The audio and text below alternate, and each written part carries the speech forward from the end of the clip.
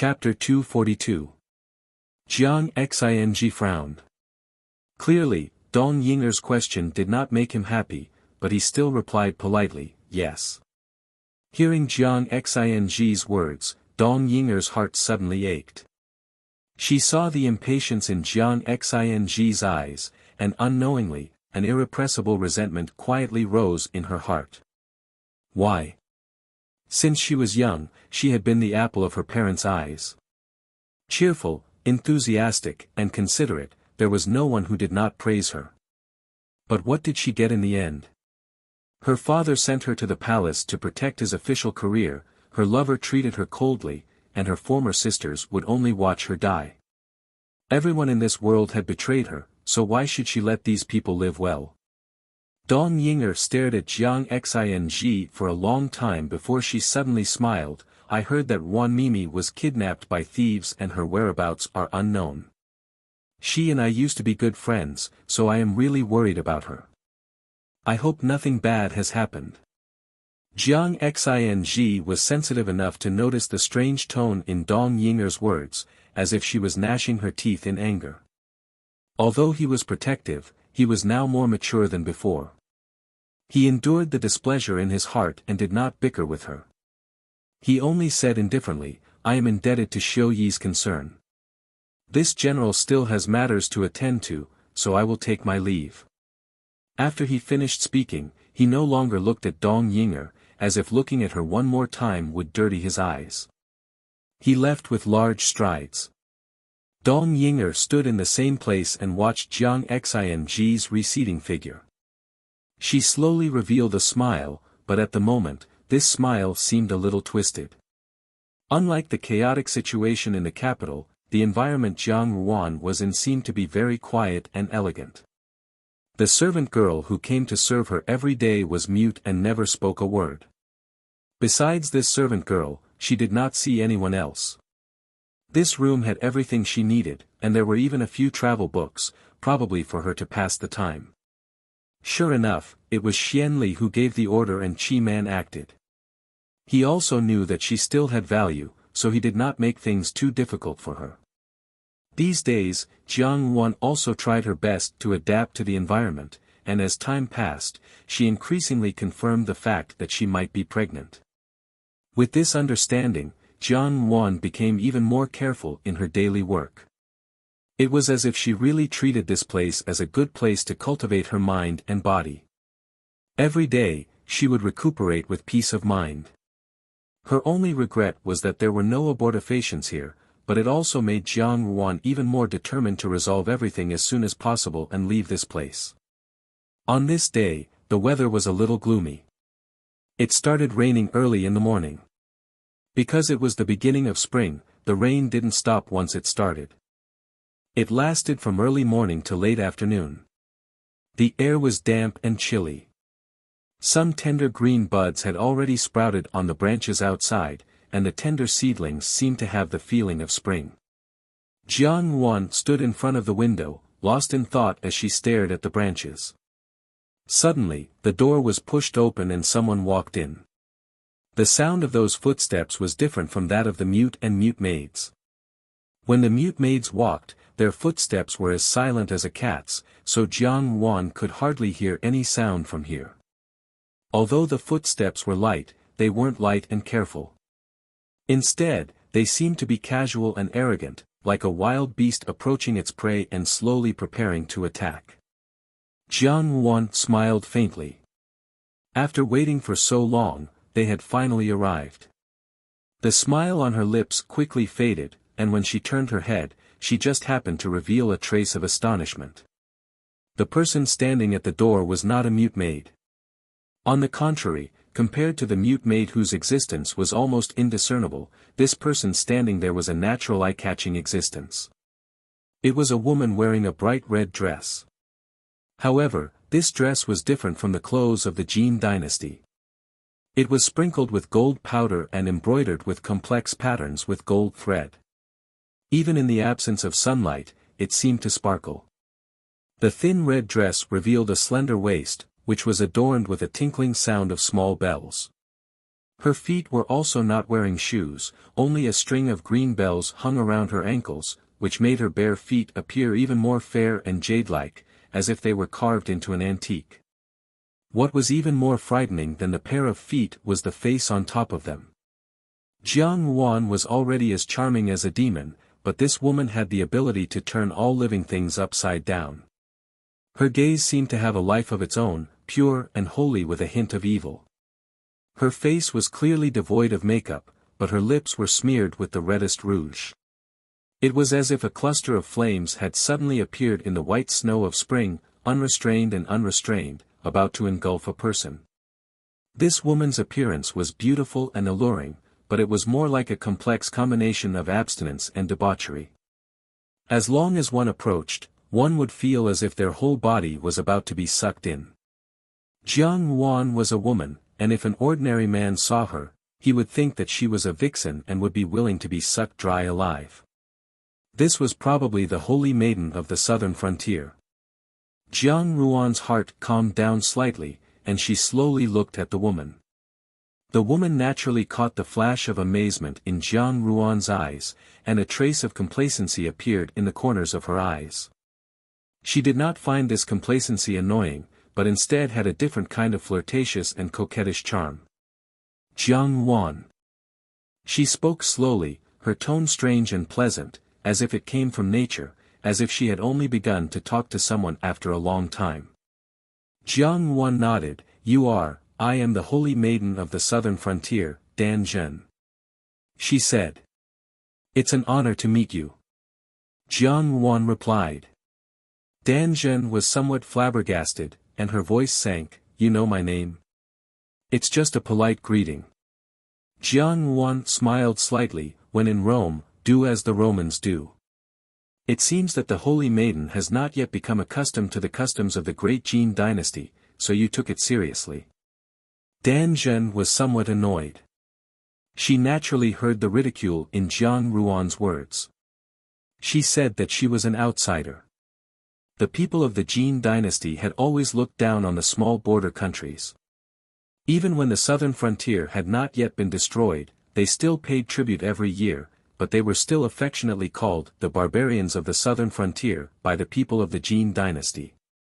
Now that Jiang Yuan mentioned these words again, it sounded a little harsh to Dan Zhen's ears. She frowned, her two delicate eyebrows slightly raised, and then she slowly said, Your mouth is quite sharp. Likewise. Jiang Yuan replied. She was not afraid of what Dan Zhen would do to her at this moment. Although the alliance between Xianli and the southern frontier was not very strong, now was a time of life and death. Xianli would not allow any accidents to happen, so he would certainly grasp the weakness of the southern frontier and make them have no choice but to agree with his decision. As for Qi Man, from so many years of interaction, this person was determined and planned. She was a person who took the overall situation into consideration. She also had no enmity of life and death with her, so naturally, she would not kill her immediately. Before this, Jiang Yuan had speculated that the southern frontier now had two masters. One was Qi Man, and the other was the Dan Zhen in front of her. However, it was obvious that Dan Zhen was far inferior to Qi Man, whether it was in terms of skill or breadth of mind. Therefore, Dan Zhen could only be the one being led. Qi Man was good at control. Under Qi Man's control, it was impossible for Dan Zhen to make a move against her. If it was in the past, Jiang Yuan would naturally be fearless, but now that she was pregnant, even if she did not consider herself, she had to think about the child in her belly. Therefore, all along, she had carefully guided Dan Zhen's emotions. In her bones, Dan Zhen was a person who would not admit defeat.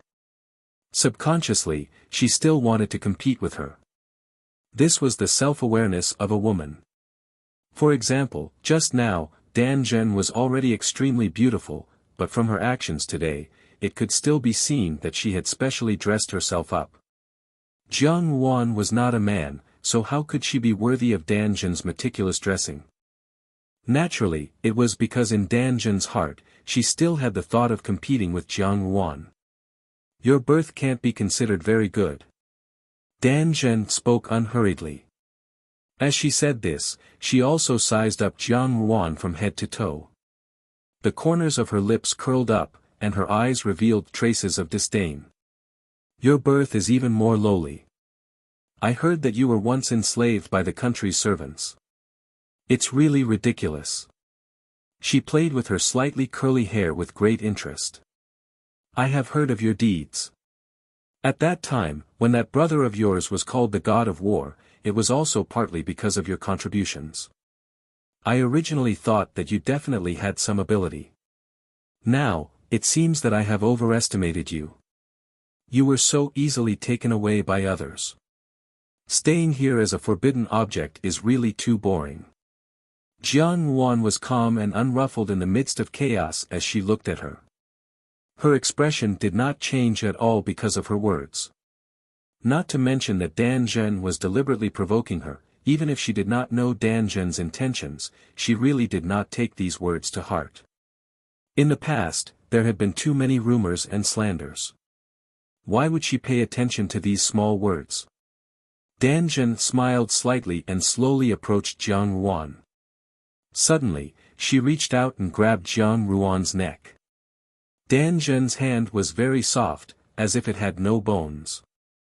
If such a small hand was held in the hands of a man, it was enough to make that man's heart run wild. But at this moment, it was wrapped around Jiang Ruan's neck like a snake. There was only a kind of gloomy chill, like a ghost. You are really weak, Dan Zhen admired Jiang Ruan's expression. If I cut here, you will be dead. What Jining Wang Fei? Oh. Jiang Ruan tilted her head and avoided her hand. She stared into her eyes and said, Why do you want to kill me? Because of Xiao Xiao. At the mention of the two words Xiao Xiao, Dan Zhen's expression changed slightly. At that moment, the eyes that were originally full of spirit seemed to suddenly become very distorted. Even Jiang Ruan felt that something was wrong when she saw the gloomy coldness in them. Her obsession was actually so deep. Jiang Ruan was both surprised and angry. Xiao Xiao and this woman had only met a few times, but this woman had stubbornly chased him from the southern frontier to the great Jin dynasty. She had the intention of restoring the country, yet she could not wait to put her to death. Wasn't the reason for this disaster? Do you understand him very well? Dan Zhen suddenly sneered. Do you think that you are so great as a Jining Wang Fei? He was an eagle on the grassland and a lone wolf in the desert. He would never have anything to hold him back in his life. You were just an ugly stumbling block, yet you dared to be so complacent. It was really ridiculous. Ridiculous. At the end of her words, she could not help but become angry. Jiang Ruan raised her eyebrows. Dan Zhen's obsession with Xiao Xiao was really deep. As long as Xiao Xiao was mentioned, it was extremely easy to provoke her emotions. What was this? For the first time, the incomparably pure holy maiden, who had been abstinent for a long time, was moved. Because she could not have him, no one could have him. In the end, what did she want to do? Turn Xiao Xiao into a puppet and store him forever. Just like the secret techniques of the southern frontier in those stories. As for the lone wolf and the eagle, Jiang Ruan actually felt that it was somewhat funny. Perhaps that man indeed had such an awe-inspiring and inviolable appearance in front of others, but when she had seen him pester people, perhaps Dan Zhen would not be so obsessed. It was just that Xiao Xiao's pestering appearance was not something that anyone could see. Jiang Ruan also smiled slightly. I am indeed a stumbling block, but this stumbling block is something that he himself wants to pick up. Perhaps the holy maiden is not a stumbling block, but rather a helping hand, but hasn't he still kicked it away? Oh, I was wrong. Now that you two have different paths, you are destined to be old enemies since many years ago. What does the holy maiden want to say? Jiang Ruan's counterattack had not changed for so many years. She did not like to waste too much of her breath. She would always find someone's wound and step on it with all her might. When she was done, she would sprinkle a handful of salt on it. She did it in a natural and unrestrained manner. Those who quarreled with her were all angered half to death by her. Dan Zhen was a holy maiden and had an extremely high status in the southern frontier. Normally, she was aloof and aloof. When had she ever spoken so much to anyone? Moreover, no one had ever made things difficult for her. Towards her words, they were all executed without question. On the contrary, Jiang Wan had suffered countless doubts since childhood, in both her past and present life. Therefore, such a counterattack could be said to be at her fingertips. As expected, Dan Zhen's complexion changed after hearing her words. Any woman who had lost face in front of her love rival, especially when this face was taken away by her sweetheart, how could she remain indifferent? Dan Zhen almost wanted to swallow Jiang Wan whole. That beautiful face of hers was almost about to be torn to shreds. However, a moment later, she revealed a smile and said mockingly, "What's the point of saying all this? I don't need his willingness. What I want is his submission." Submission? Jiang Wan seemed to have heard a funny joke. She smiled and looked at Dan Zhen. "Holy maiden, didn't you say that he is an eagle in the grasslands and a lone wolf in the desert? You also know that an eagle soars to the ninth heaven and a lone wolf walks 1,000 miles alone. He can be hunted, but he cannot be tamed. Have you ever seen a tamed eagle and a hungry wolf? Since this is the case, why talk about submission?" Dan Zhen had gradually adapted to Jiang Ruan's way of speaking. She slowly smiled. That smile actually looked somewhat strange. "Miss Jiang, you are really naive. Perhaps this is the reason why the women of the Jin dynasty are so naive, because they have been raised in their boudoirs. In fact, the submission that I am talking about is not what you are talking about. What you are talking about is the submission of the heart, but what I am talking about is the submission of the person. When your country, the entire great Jin dynasty, has submitted to the foot of the southern frontier, not to mention the eagle and the lone wolf, even this piece of sky, this piece of desert, will have to submit to me." Her words were so arrogant that Jiang Wan did not answer. In Dan Zhen's eyes, such silence was a sign of Jiang Ruan's retreat. She smiled contentedly and said, "You can rest assured that I have never thought of becoming his helper. Whether he is an eagle or a lone wolf, in this life, he can only stay by my side. If he wants to leave, break his wings and pull out his sharp teeth. Just wait for the iron hooves of the southern frontier to flatten this land, and all of you here will be captured by us. As for him, I will poison his eyes blind, break his legs, and let him live well, live by my side." This kind of creepy way of expressing love was probably something that Jiang Wan had never heard of in her previous life. If Xiao Xiao heard these words, she did not know what kind of situation he would be in. Jiang Wan sighed in her heart. However, she did not show it on her face. She just looked at Dan Zhen and said, "In this way, I will be of no use. Why don't you just kill me?" Hee, Dan Zhen laughed. This time, there was a bit of excitement in her smile. She said, "Naturally, I want to kill you. How can I spare you? Killing you like this is too easy on you. He was originally my prey, but he has been defiled by you. I have already thought about how to deal with you. I will make your body full of holes, and then pour in the smallest and oldest eggs of the southern frontier kingdom. Let them germinate and break through the soil in your body. You will become a living vessel. Like this, you will live in pain for a long time. You will be like the insects. I will let you see with your own eyes how he will surrender at my feet. Isn't that good?" Jiang Wan was slightly startled. She did not know why, but she vaguely remembered that in her previous life, before she died, Jiang Su had made herself into a human swine, unable to live and unable to die. Wasn't it also because she wanted her to watch pay or suffer? That was indeed a kind of unbearable feeling. Dan Zhen's hatred for her was really not shallow. However, Jiang Wan knew that this was not the reason why Dan Zhen did not kill her at this moment. It was just because of Xianli and Qi Man's instructions that it was not convenient to make a move now. And she also wanted to use Dan Zhen to do something. Jiang Wan smiled slightly and said, "How can your southern frontier kingdom trample the land of my great Jin dynasty so easily? Could it be that the generals and soldiers of the great Jin dynasty are all dead people? The Holy Maiden probably thinks that there is an opportunity to take advantage of the current tense situation in the palace. I think that the Holy Maiden should also form an alliance with the Eighth Highness, but doesn't the Holy Maiden think that this alliance is too hasty? You must know that in His Majesty's arrangements, there is no such thing as the Eighth Highness becoming the future crown prince of the great Jin dynasty." Dan Zhen also smiled. "What does your emperor count as? Now he is just a useless person." "But there is still the 13th Highness," Jiang Wan interrupted her words. "The 13th Highness is intelligent and knowledgeable. More importantly, he's doing it right and proper." "Justified?" Dan Zhen seemed to think of something, and her eyes suddenly lit up.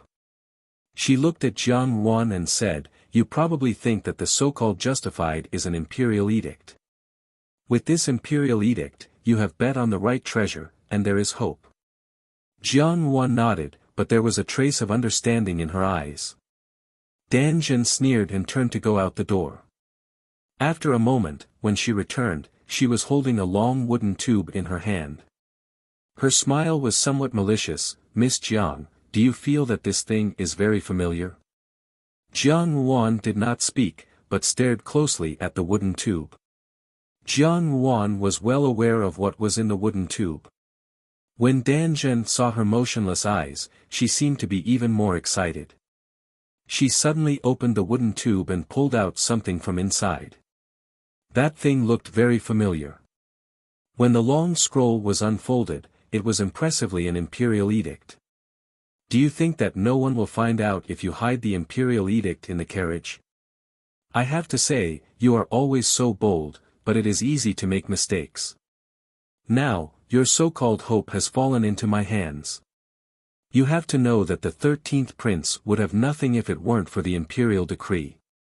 If the emperor died at this time, and it was related to the 13th prince, what do you think would happen?" "What would happen?" Jiang Wan also sneered in her heart. She knew better than anyone what would happen. Because in her previous life, she had been stigmatized as a demoness who brought disaster to the country. The emperor's death had fallen on her head, and in the end, she had become the sinner of the whole world. And Xianli had stripped clean and sat in that position. There was not a single word of fault, and all of it was singing praises. This was the truth. At this moment, Jiang Wan just said lightly, "So what if you have this imperial edict?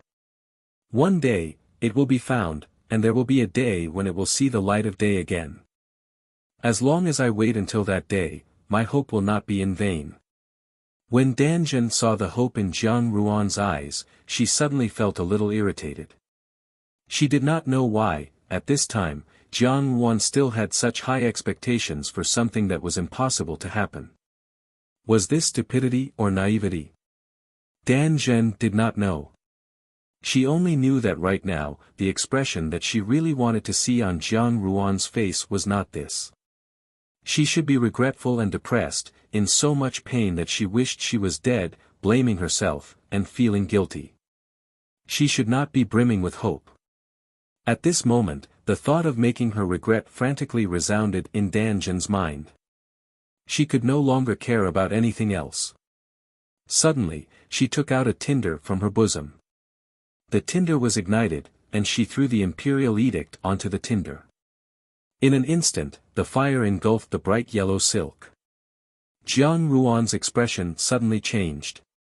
She only shouted, "No," and was about to rush up and snatch the imperial edict from Dan Zhen's hands.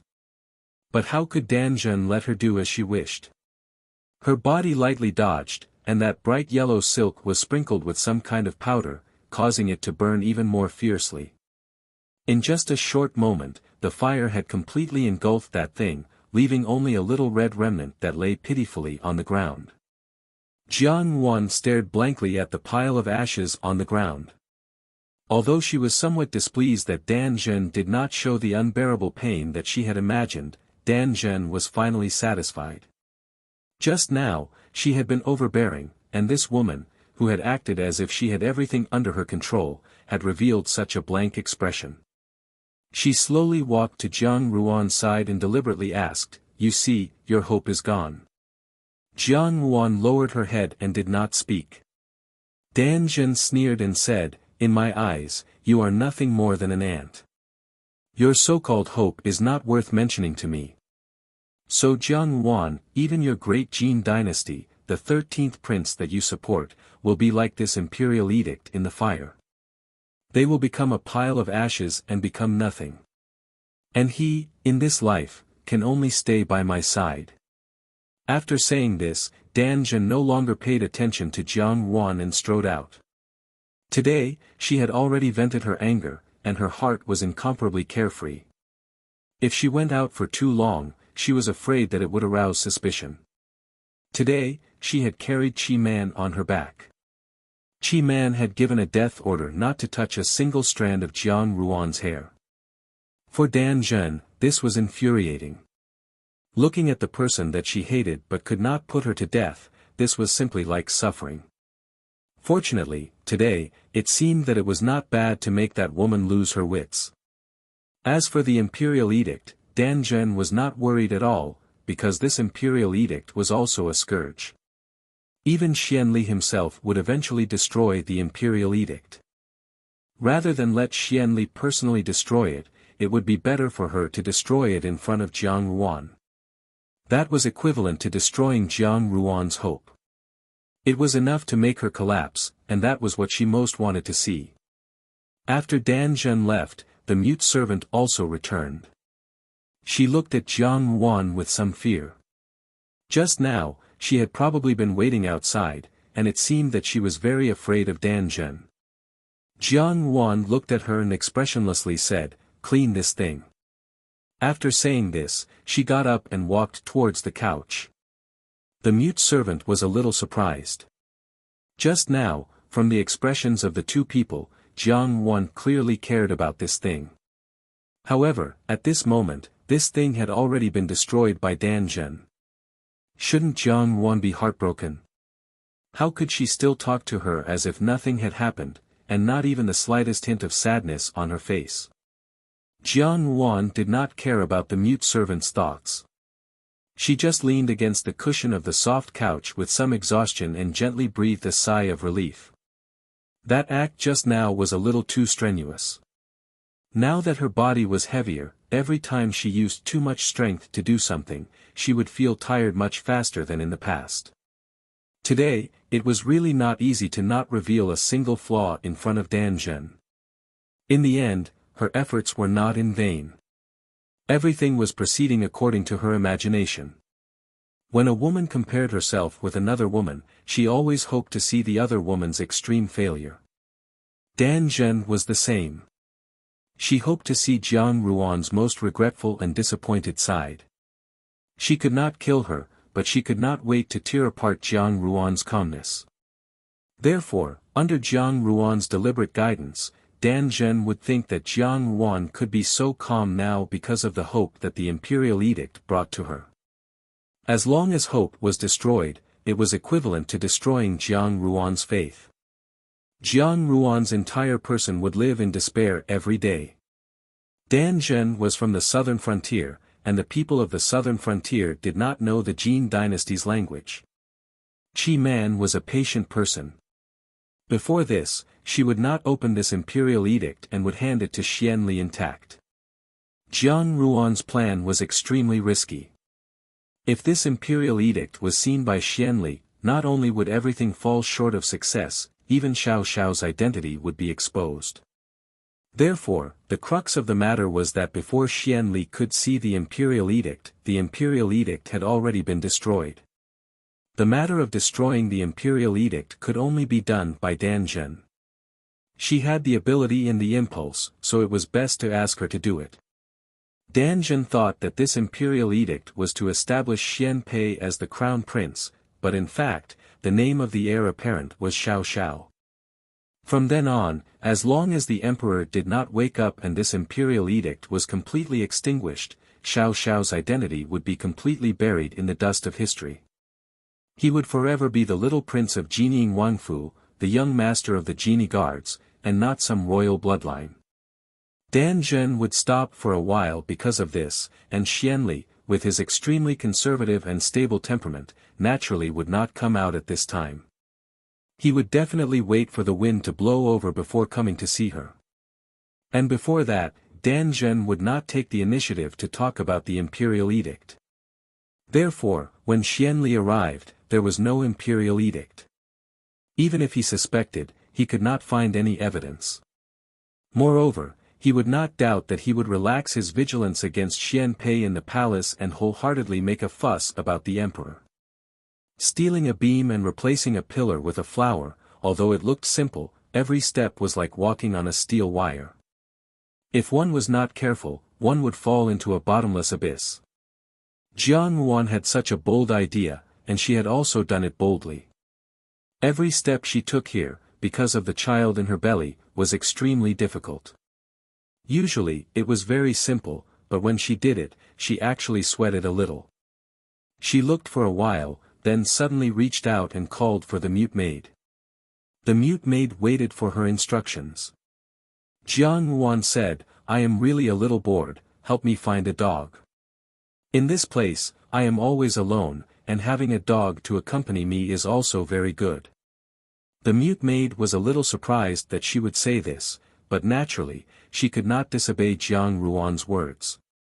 Perhaps the people above had already instructed her that whatever Jiang Ruan wanted to do must be done.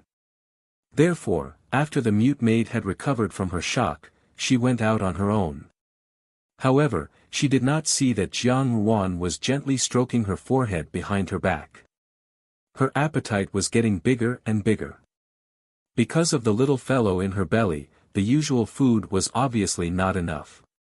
Moreover, she did not know what was going on in this place. Although the food was exquisitely prepared, it was mostly plain porridge and side dishes. Looking at it, she did not have much appetite. Originally, there was no abortion medication. If she did not take good care of her body, she was afraid that she would implicate the child in her belly. However, if her appetite suddenly increased, she was afraid that it would arouse suspicion. These people's minds were deep, and if there was even the slightest thing wrong with her, they would immediately be able to detect it. It would be better to find a dog. In this way, although people could be vegetarian, dogs could not. This way, if her appetite increased, others would also think that the dog had eaten the food. For no reason, Jiang Ruan felt that it was somewhat funny. In this life, from being down and out to being a splendid flower, it could be said that she had experienced the ups and downs of the world. However, no one would have thought that after she married Xiao Xiao and became the Jining Wangfei, who lived a life of luxury and seemed to have a backer. Under such circumstances, she had unexpectedly been reduced to fighting for food from a dog's mouth. Precisely because others could not think of it, Xianli and Qi Man's people naturally could not think of it. Because they could not understand why a noble Wangfei would fight for food with a dog. Even if she said it out, no one would believe it, and Jiang Ruan was precisely using this point. Using this to cover up her true intentions. She was really sorry. Jiang Ruan's hands unconsciously stroked her lower abdomen. Ever since she came to this world, she had been in such a dangerous situation. Speaking of it, it was all her fault as a mother. However, every mother in the world would do their utmost to protect the safety of their child. Even if there was a mountain of daggers or a sea of fire in front of her, she would still protect her own safety for the child in her belly. As for the capital, Xiao Xiao's faint smile floated in her mind, and she also smiled. In a low voice, she muttered to herself, "I'll leave it to you." Chapter 243. It seemed that this light rain at the beginning of spring had completely swept away the haze of the past winter. The weather had been fine and sunny for the next few days. In contrast to the sunny weather outside, the inside of the palace was still lifeless. In this stillness that was like ripples in stagnant water, it seemed that something was about to break out of the ground, with a hint of restlessness, making people feel that danger was approaching. In the abundant water hall of the palace, a young and beautiful woman was sitting in front of a dressing table, dressing. She was wearing a palace dress with flowing and dark flowers. Although the color was not very bright, the fine material and embroidery needles were enough to make this dress attract the eyes of others. Her hair was combed into a phoenix bun. Her appearance was elegant, but it lacked a bit of brightness. Although she was still young, her makeup was complicated, showing a bit of fierceness that was different from usual. Her hand, which was painted with bright red nail polish, gently caressed her face. Her snow-white face, because of the rouge, showed a bit of a tender color, but it was not the natural beauty of a young woman. She was beautiful, but like a bunch of fake flowers, it seemed somewhat stiff and soulless. A palace maid outside came in to report, saying, "Nyang Nyang, Miss Zhao has arrived. Please come in." Dong Ying'er smiled slightly. She stood up, walked to the side of the soft couch, and reclined. The beautiful woman reclined, but her posture was completely different from usual. When Dong Ying'er entered the hall and saw this scene, she couldn't help but be slightly startled. When the beautiful woman on the soft couch saw her arrive, she revealed a smile. "Zhao Jin." Zhao Jin composed herself. She stood where she was as if hesitating for a moment, then raised her foot to walk to the side of the soft couch. Dong Ying'er had already patted the soft couch, smiling at her. "Come sit here." "This. I'm afraid it's not very good." Zhao Jin pursed her lips. "Nyang Nyang is a golden branch and jade leaf, there was no need for you and me to say such things before. Could it be that you have forgotten that we once embroidered handkerchiefs together and took a nap on the same couch?" Dong Ying'er waved her hand, her light words making Zhao Jin speechless.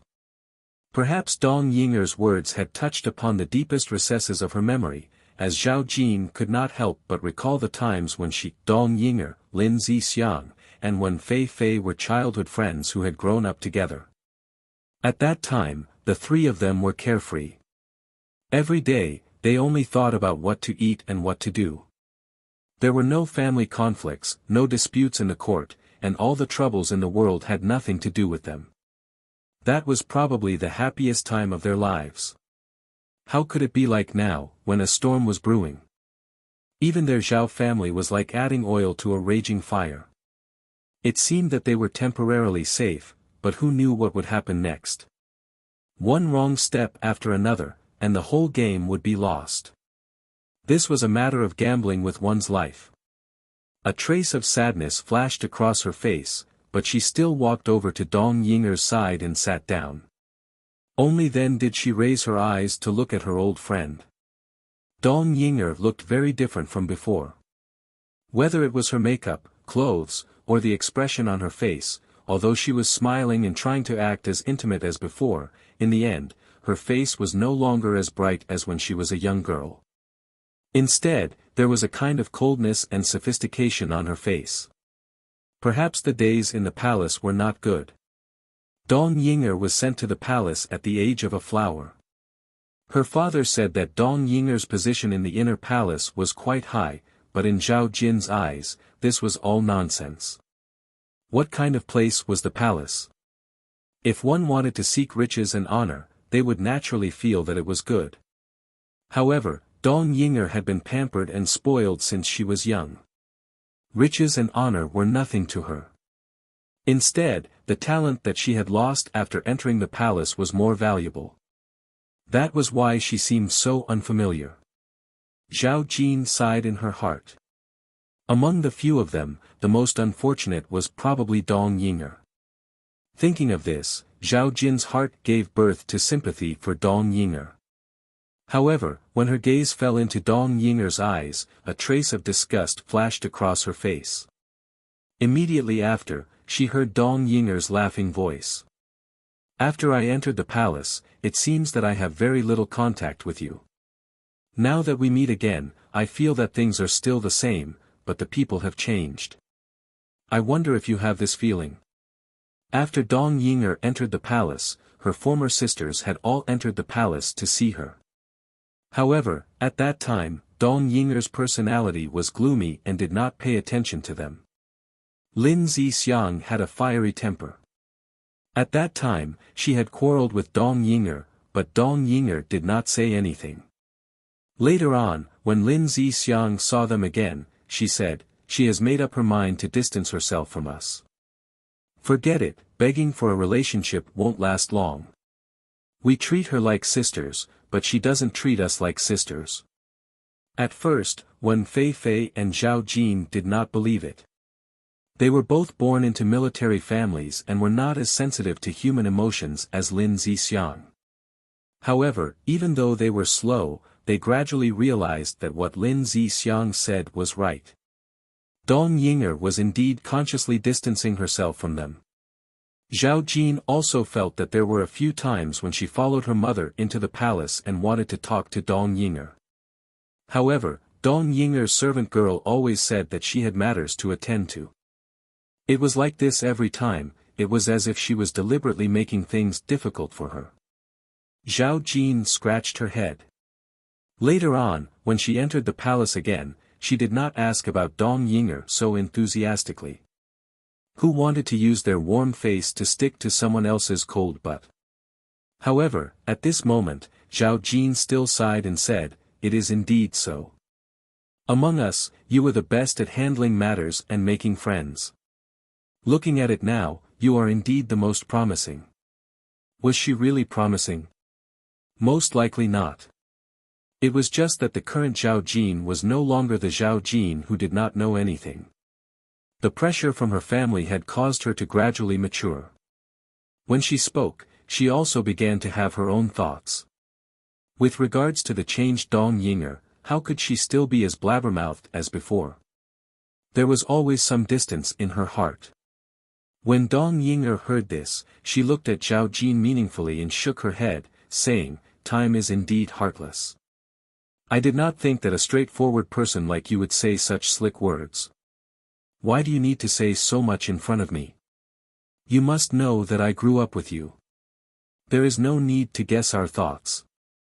Is this palace really good? What does your so-called promising count for? Who knows, if His Majesty dies one day, I will also accompany him."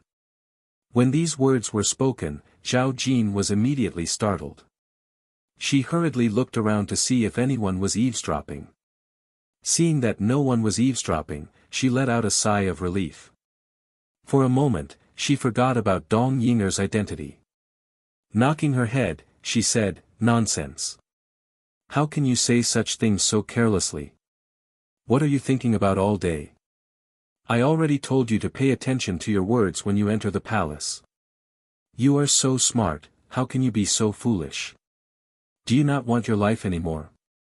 Zhao Jin finished speaking in one breath. She was also startled for a moment and suddenly realized that she had unknowingly lost her composure. In the end, they were bosom buddies who had grown up together. There were still some old feelings in their hearts. Even though they felt that they were already estranged, when the other was in danger, they could not help but think for each other. Dong Yinger also seemed to be startled by Zhao Jin's actions. A trace of complicated emotions flashed through her eyes, but it quickly disappeared. She lazily said, "What is there to be afraid of? The palace is in such dire straits every day. If we were to be on tenterhooks every day, how could we live? If it really is as you think, it is a fate worse than death." Her words carried a rare trace of coldness and casualness, as if she did not cherish her own life. This kind of disappointment and desolation caused Zhao Jin's heart to ache. Back then, among the four of them, Lin Zixiang was so straightforward that it was almost old-fashioned. She and Wen Fei were carefree generals. When the few of them were together, it was inevitable that there would be times when there were disagreements. At that time, it was always Dong Yinger who would come out to smooth things over. Perhaps it was because official Dong handled matters smoothly, but Dong Yinger had the style of her father. When dealing with problems at such a young age, she was very thorough. Among her playmates at that time, even though Lin Zixiang did not say it, they were all secretly convinced by Dong Yinger. Dong Yinger was always kind and generous. Naturally, everyone liked her. Such a bright girl had now become like a withered tree. Zhao Jin could not describe the feeling in her heart, but it was not a good feeling. Seeing this, Dong Yinger smiled slightly and said, "Speaking of which, I invited you into the palace today not for this matter. I just wanted to apologize to you." Apologize? Zhao Jin was startled and looked at her. What crime? Back then, you felt that I had distanced myself from you. Actually, it was not your misconception. I did it on purpose. I did it on purpose because there was a period of time when I really hated you and was jealous of you. Thus, I did not want to see you. Seeing you made me angry. At that time, I thought that it would be better to pretend that I did not have you as a friend. Thus, I made such an attitude. I think it must have hurt your heart. Hearing this, Zhao Jin was even more puzzled. She did not mind the other things in Dong Yinger's words. Instead, she asked, "Why did you hate me and be jealous of me? Did I do something wrong?" Among her playmates, the estranged attitude towards her was the most obvious. Zhao Jin was also very confused. Now that she heard Dong Yinger's words, she asked the question that had been on her mind for a long time. Your marriage with General Jiang has already been settled, right? When will you attend the wedding banquet? Dong Yinger smiled and asked another question. Next spring. Zhao Jin was a little embarrassed. This matter has not been settled yet. What do you mean it has not been settled yet? I have already heard about it.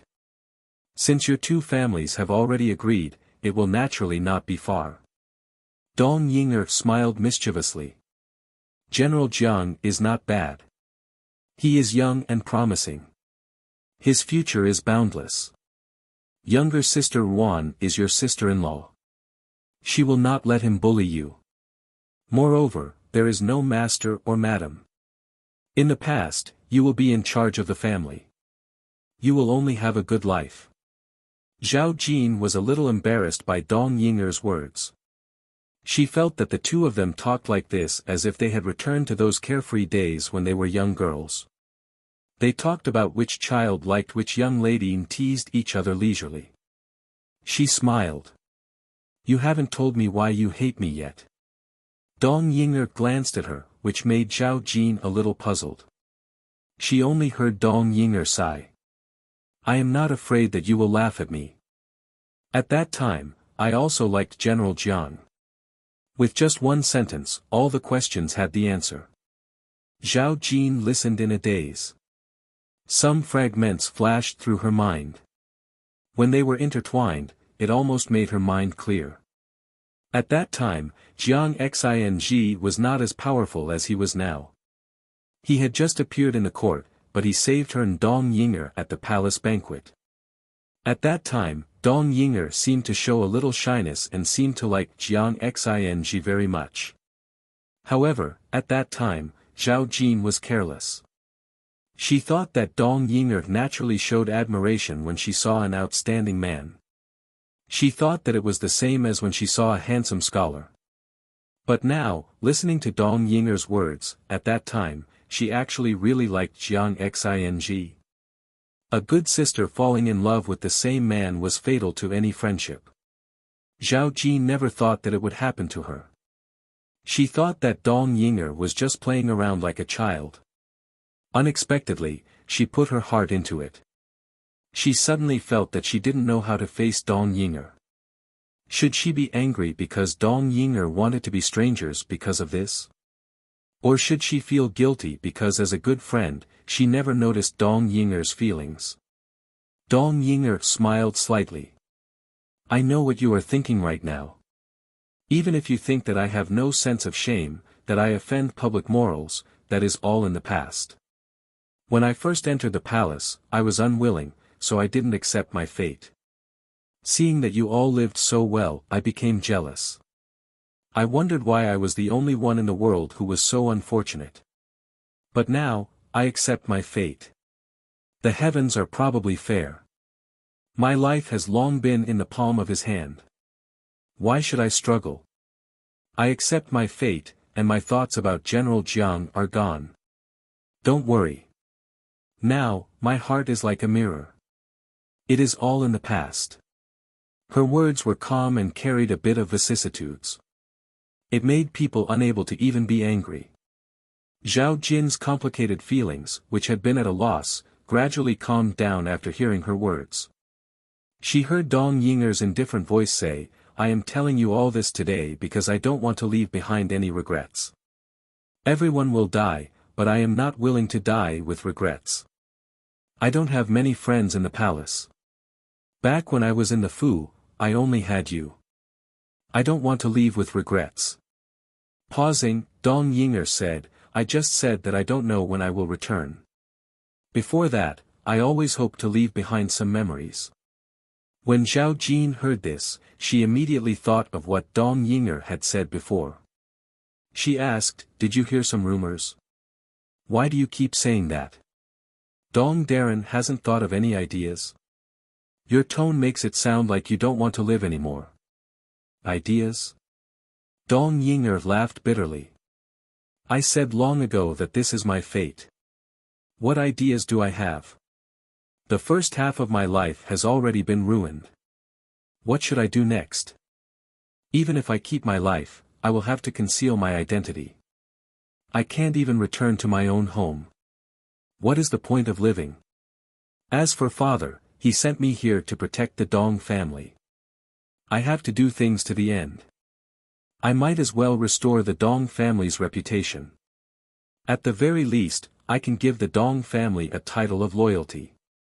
What you are doing is wrong. How can you? Zhao Jin wanted to continue, but she was interrupted by Dong Yinger. She said, Zhao Jin, can you forgive me?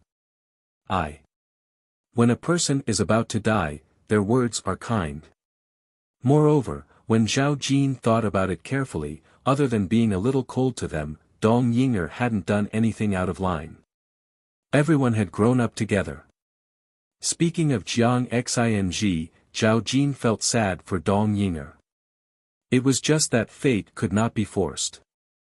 Dong Yinger had fallen to such a state. It was really too pitiful. She composed herself and looked at Zhao Jin. I have never blamed you. Liking someone isn't a big deal. I don't blame you. I will always be your sister. Dong Yinger laughed softly. She reached out and held Zhao Jin's hand. She smiled and said, I know that after so many years, the easiest person to persuade is you. You are probably the only one who can be so generous and not bicker with me. If you like someone you like. She laughed self-mockingly, did you bring the things you brought into the palace? Zhao Jin was listening to Dong Yinger's words seriously. When she heard this, she said, I brought them. I asked my brother to steal them for me. He doesn't know that I brought them into the palace. Zhao Jin's hometown was rich in precious ginseng. These few days, the emperor was seriously ill. The use of ginseng in the palace was increasing day by day. It would take a long time to collect them. Zhao Jin's family had 2 good ginseng. This was something she already knew. Dong Yinger asked Zhao Jin if she had it. It would be good to bring it to the palace to boil some medicine for the emperor. Zhao Jin agreed. Her father didn't really care about these things. It would be fine as long as her brother stole it. Zhao Jin said that she would give it to the husband of a friend who was seriously ill. Her second brother didn't say anything more. Thank you very much. Dong Yinger said with a smile, although he is the emperor and usually has a harem of 3,000 beauties, I also hope that he can live a little longer. Not for anything else, just for myself. She looked at Zhao Jin, thank you. Between you and me, there is no need for thanks. Zhao Jin said heroically. The two of them started to talk and laugh again. They looked like a pair of good sisters who had never been estranged. By the time they reached the outside, the sky had already turned dark. Because the Zhao family's carriage was still waiting outside and the emperor was seriously ill, Dong Ying'er couldn't keep her. She personally let her personal palace maid send Zhao Jin out of the palace. After Zhao Jin left, Yingshui Hall was empty except for Dong Ying'er. She slowly walked to the pile of gifts Dong Ying'er had left behind. She reached out and grabbed the sandalwood box at the very end. The box was extremely exquisite. There were old pines and cranes carved on it, symbolizing longevity. Opening it, a flawless old ginseng appeared in front of her.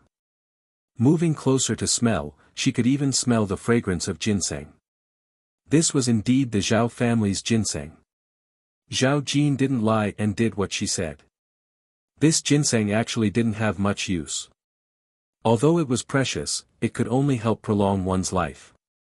It was impossible to bring the dead back to life. Therefore, the Zhao family didn't really view these two ginseng as treasures. If they really wanted more, they could go back to their hometown to find more.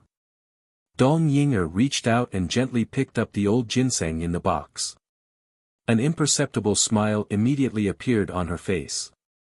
She untied a sachet from her waist, and then took out another locked small box from under the dressing table. From each box, she took out a bottle of something that looked like water. She poured some powder from the sachet and mixed it into the bottles, and then carefully shook it. Only then did she gently soak the roots of the old ginseng into the water in the bottles. She didn't know how long it took before she took it out. Putting the things away, Dong Ying'er put the old ginseng back into the small box and returned to the couch. She pulled out a jade hairpin from her hair and carefully played with it. A mocking smile appeared at the corners of her lips. Friendship, fate, what were those? So-called friendship was nothing more than self-preservation betrayal. Fate had always been held in the hands of those with great power. This world had always been unfair. Since it was so unfair, why did she still follow those rules? Affection? She was inferior to grass. Dong Ying'er thought hatefully. In this world, probably only people like Zhao Jin would believe her words. But why did Zhao Jin believe her? Was it stupidity or naivety? Dong Ying'er believed it was definitely the latter. Because Zhao Jin was protected in a stable environment, she had the right to be naive. But if she wanted to climb up in the palace, if she was naive, she would be smashed to pieces if she wasn't careful. Why? Why did she do this? Dong Ying'er's nails dug into her palms, but she didn't seem to feel any pain. Her smile was slightly twisted. Zhao Jin, you owe me this. You stole my life and happiness. Now, it's time for me to get back at you. She stopped a palace maid who was walking in and said, "Tidy up the things Miss Zhao sent. There are 2,000-year-old ginseng in the box. Remember to send them to the imperial kitchen. Later, when His Majesty decocts medicine, cook a few pieces." The palace maid sent Zhao Jin out of the palace. Zhao Jin smiled and said, "You can go back. I'm getting on the carriage." The palace maid acknowledged and left. Zhao Jin was about to step into her own carriage when she suddenly heard someone call her name from behind. "Jin, her." Zhao Jin turned her head and saw Jiang Xing walking towards her. Zhao Jin was somewhat surprised and asked, "Why are you here?" "I came to the palace to discuss a Ruan's matter with the Empress Dowager. I wanted to send some troops out to search." Jiang Xing answered briefly. Seeing her nod, he asked, "Why did you enter the palace?" "Or asked me to come," Zhao Jin said. Seeing Jiang Xing's somewhat unfamiliar appearance, she took the initiative to add, "Dong Xiu-yi, Dong Ying'er." With this said, Jiang Xing understood. Thinking back to that day when he saw Dong Ying'er's strange expression, he couldn't help but frown. "Why did she ask you to enter the palace? Did she make things difficult for you?" "No, no." Zhao Jin quickly waved her hand. After thinking for a moment, she pulled Jiang Xing's arm and walked towards her own carriage. Come up and talk. Jiang Xing followed Dong Yinger into the carriage. There was a small table in the carriage and Dong Yinger poured a cup of tea for Jiang Xing. At this moment, after sitting in the carriage and taking a closer look, she discovered that Jiang Xing's face was full of exhaustion. The light stubble on his chin had not been cleaned, making him appear somewhat dispirited and distressed. Zhao Jin and Jiang Xing had not seen each other for a long time.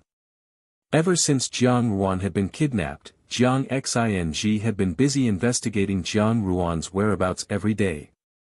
Zhao Jin knew that he was very busy, but now it seemed that Jiang Xing was working harder than she had thought.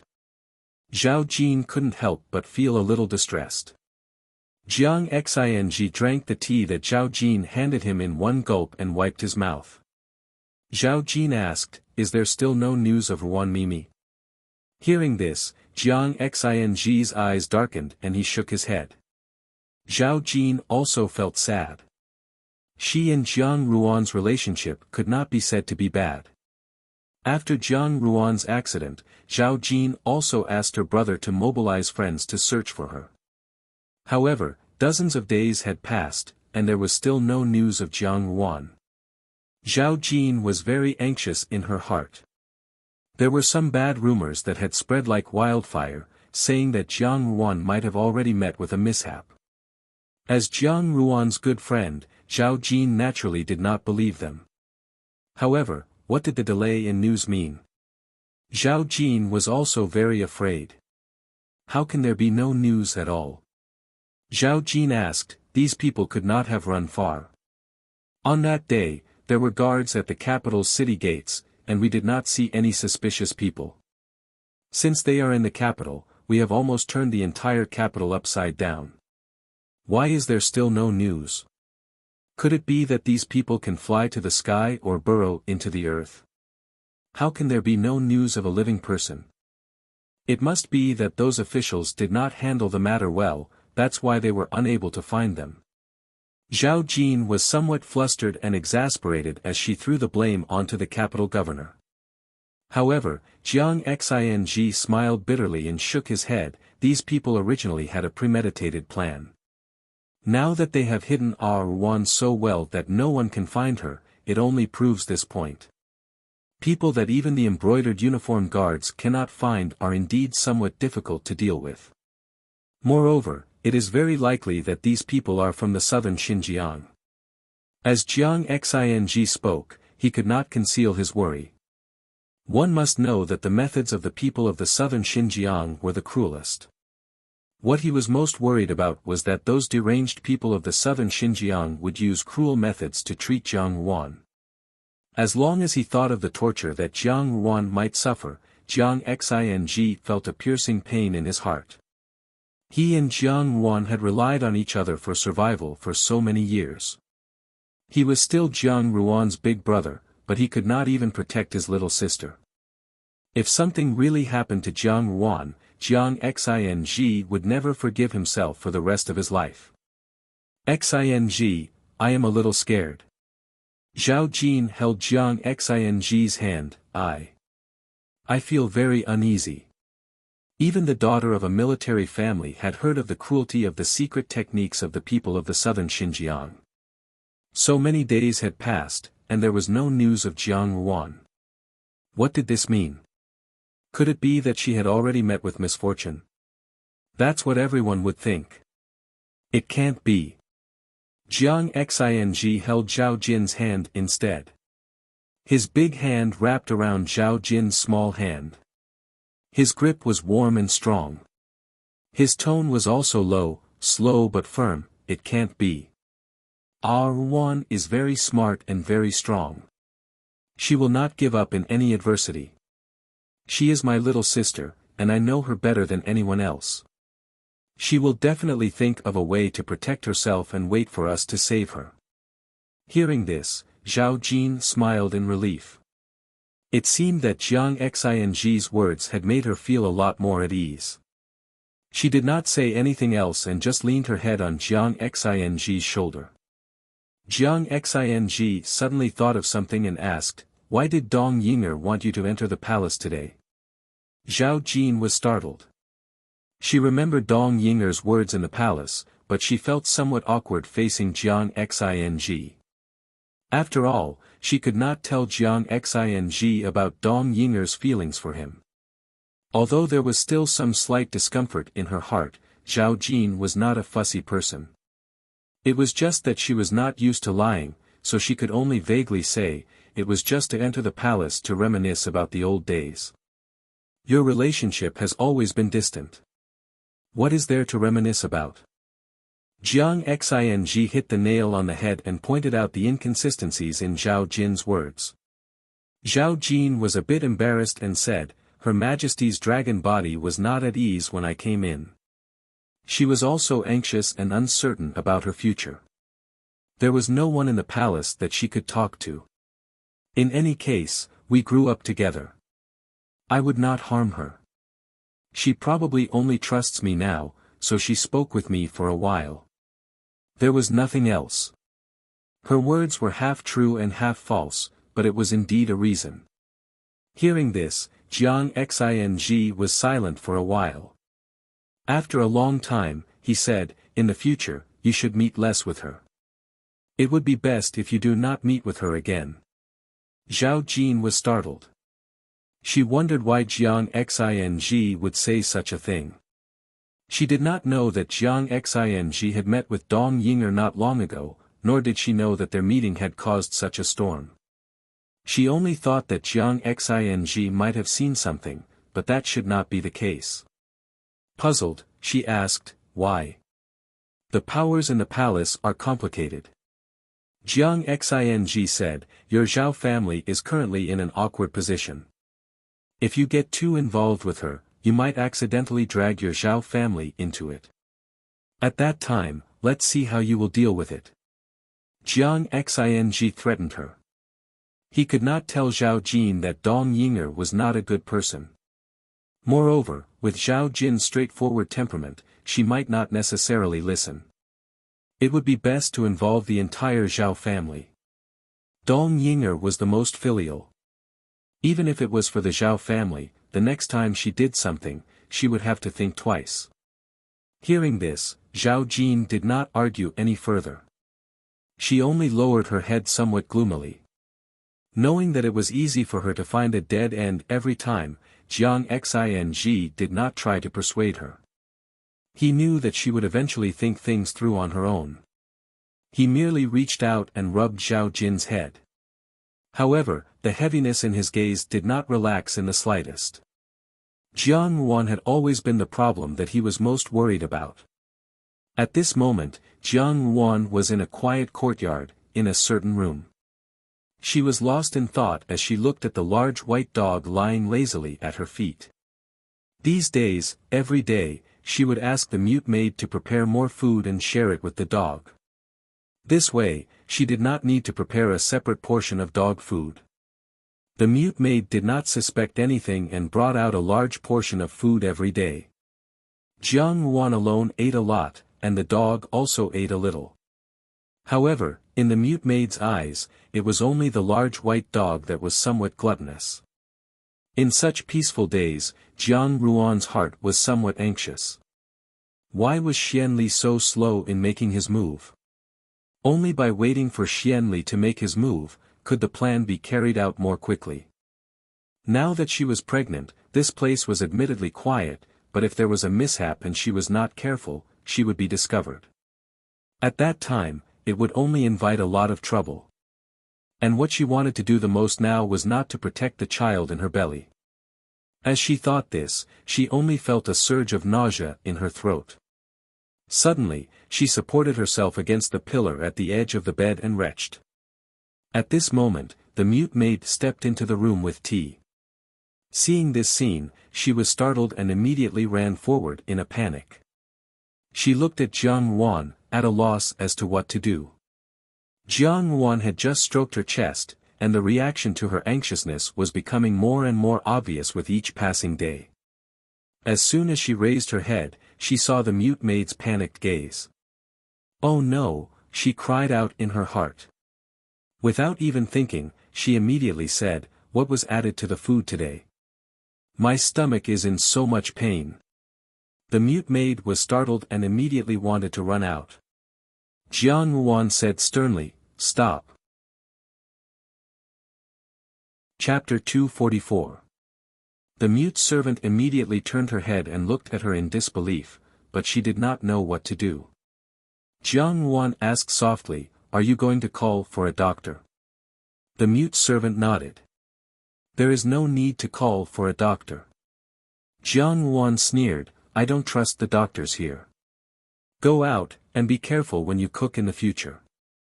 Naturally, she could not let the doctor come over, otherwise, if he felt the pulse of pregnancy, things would get out of hand.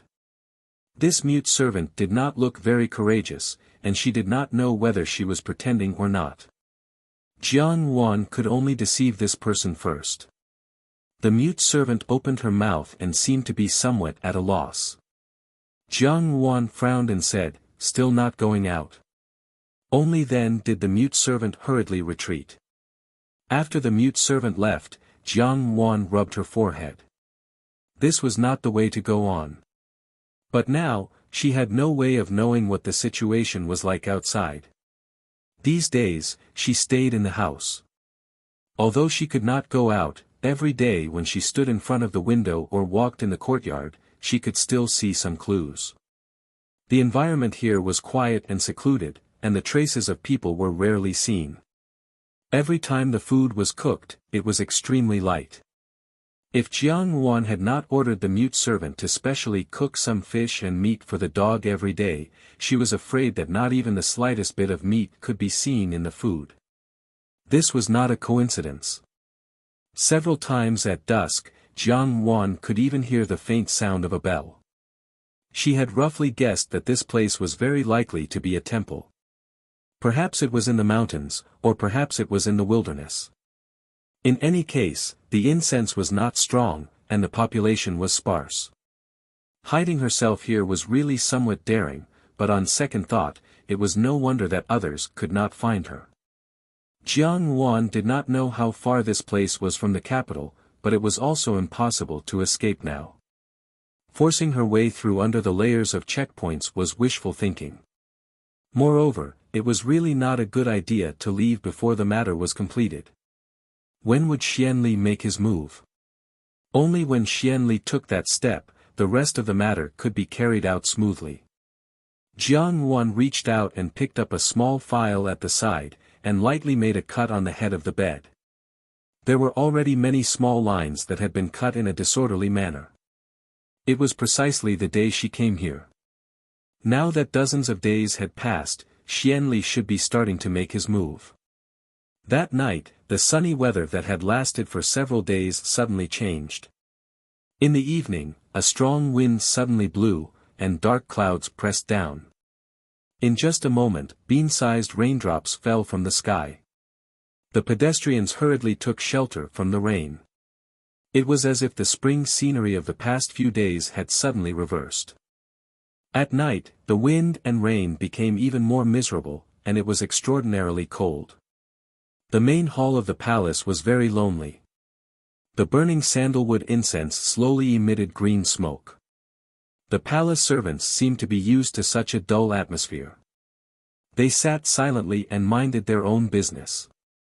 In the emperor's bedroom, a man lay on the bed on the huge dragon wound. No matter how luxuriously dressed he was, he couldn't hide the look of death on his face. A pair of hands picked up a handkerchief at the side and carefully wiped the sweat that did not appear on the emperor's forehead. Her hands were slender and white, and her nails were painted with bright nail polish. She was beautiful and young. At first glance, she reminded people of flowers in spring. There was a kind of tenderness that almost dripped water. The only difference was that the emperor's face was already gray. It was as if only skin and flesh were stuck to the skeleton. He looked very old and haggard. Beauty and ugliness, youth and old age, formed a sharp contrast at this moment. There was an indescribable sense of beauty. The woman's face was like a peach blossom. She raised her little finger and pinched the handkerchief back into her hand. She observed the person on the bed with great interest. Her expression was serious, as if she was watching something interesting. After a while, the woman tilted her head and laughed. She said unhurriedly, "Your Majesty, you are really in a sorry state." This person was none other than Dong Yinger. The palace servants guarding outside had already retreated to one side, leaving only Xiao Chen. No, it should be the current Chen Gonggang. Hearing Dong Yinger's words, Chen Gonggang did not show any special expression. He just stood quietly in the room, as if he did not exist. Dong Yinger propped up her cheek with one hand and looked closely at the emperor on the dragon bed. This man was the master of the world who was above tens of thousands and below one person. He could control a person's life and death with one sentence. When she had entered the palace because of this man, she had seen this man's majestic and unstoppable appearance. But so what if he was the son of heaven? Even now, he was still lying on the bed like a dead dog, unable to move and at the mercy of others. Even for her, she could easily kill all the masters in the world. A day together means 100 days of love. Thinking about it now, I really cannot bear to act, Dong Yinger said with a smile. Nyang Nyang, please hurry, Chen Gonggang said expressionlessly. I still have to return and explain to master. Hearing this, a hint of disgust flashed through Dong Yinger's eyes. She suddenly smiled and said, Chen Gonggang is impatient. There is no need to be impatient. At the very least, you will not have come for nothing. After she finished speaking, she took out a small bottle from her sleeve. She opened the cork and placed it under the tip of the emperor's nose. The emperor's body moved. After a long time, he slowly opened his eyes. Your Majesty is awake? Dong Yinger asked softly. The emperor was startled for a moment. His expression suddenly became somewhat sinister. He looked at Dong Yinger and shouted, You harmed me.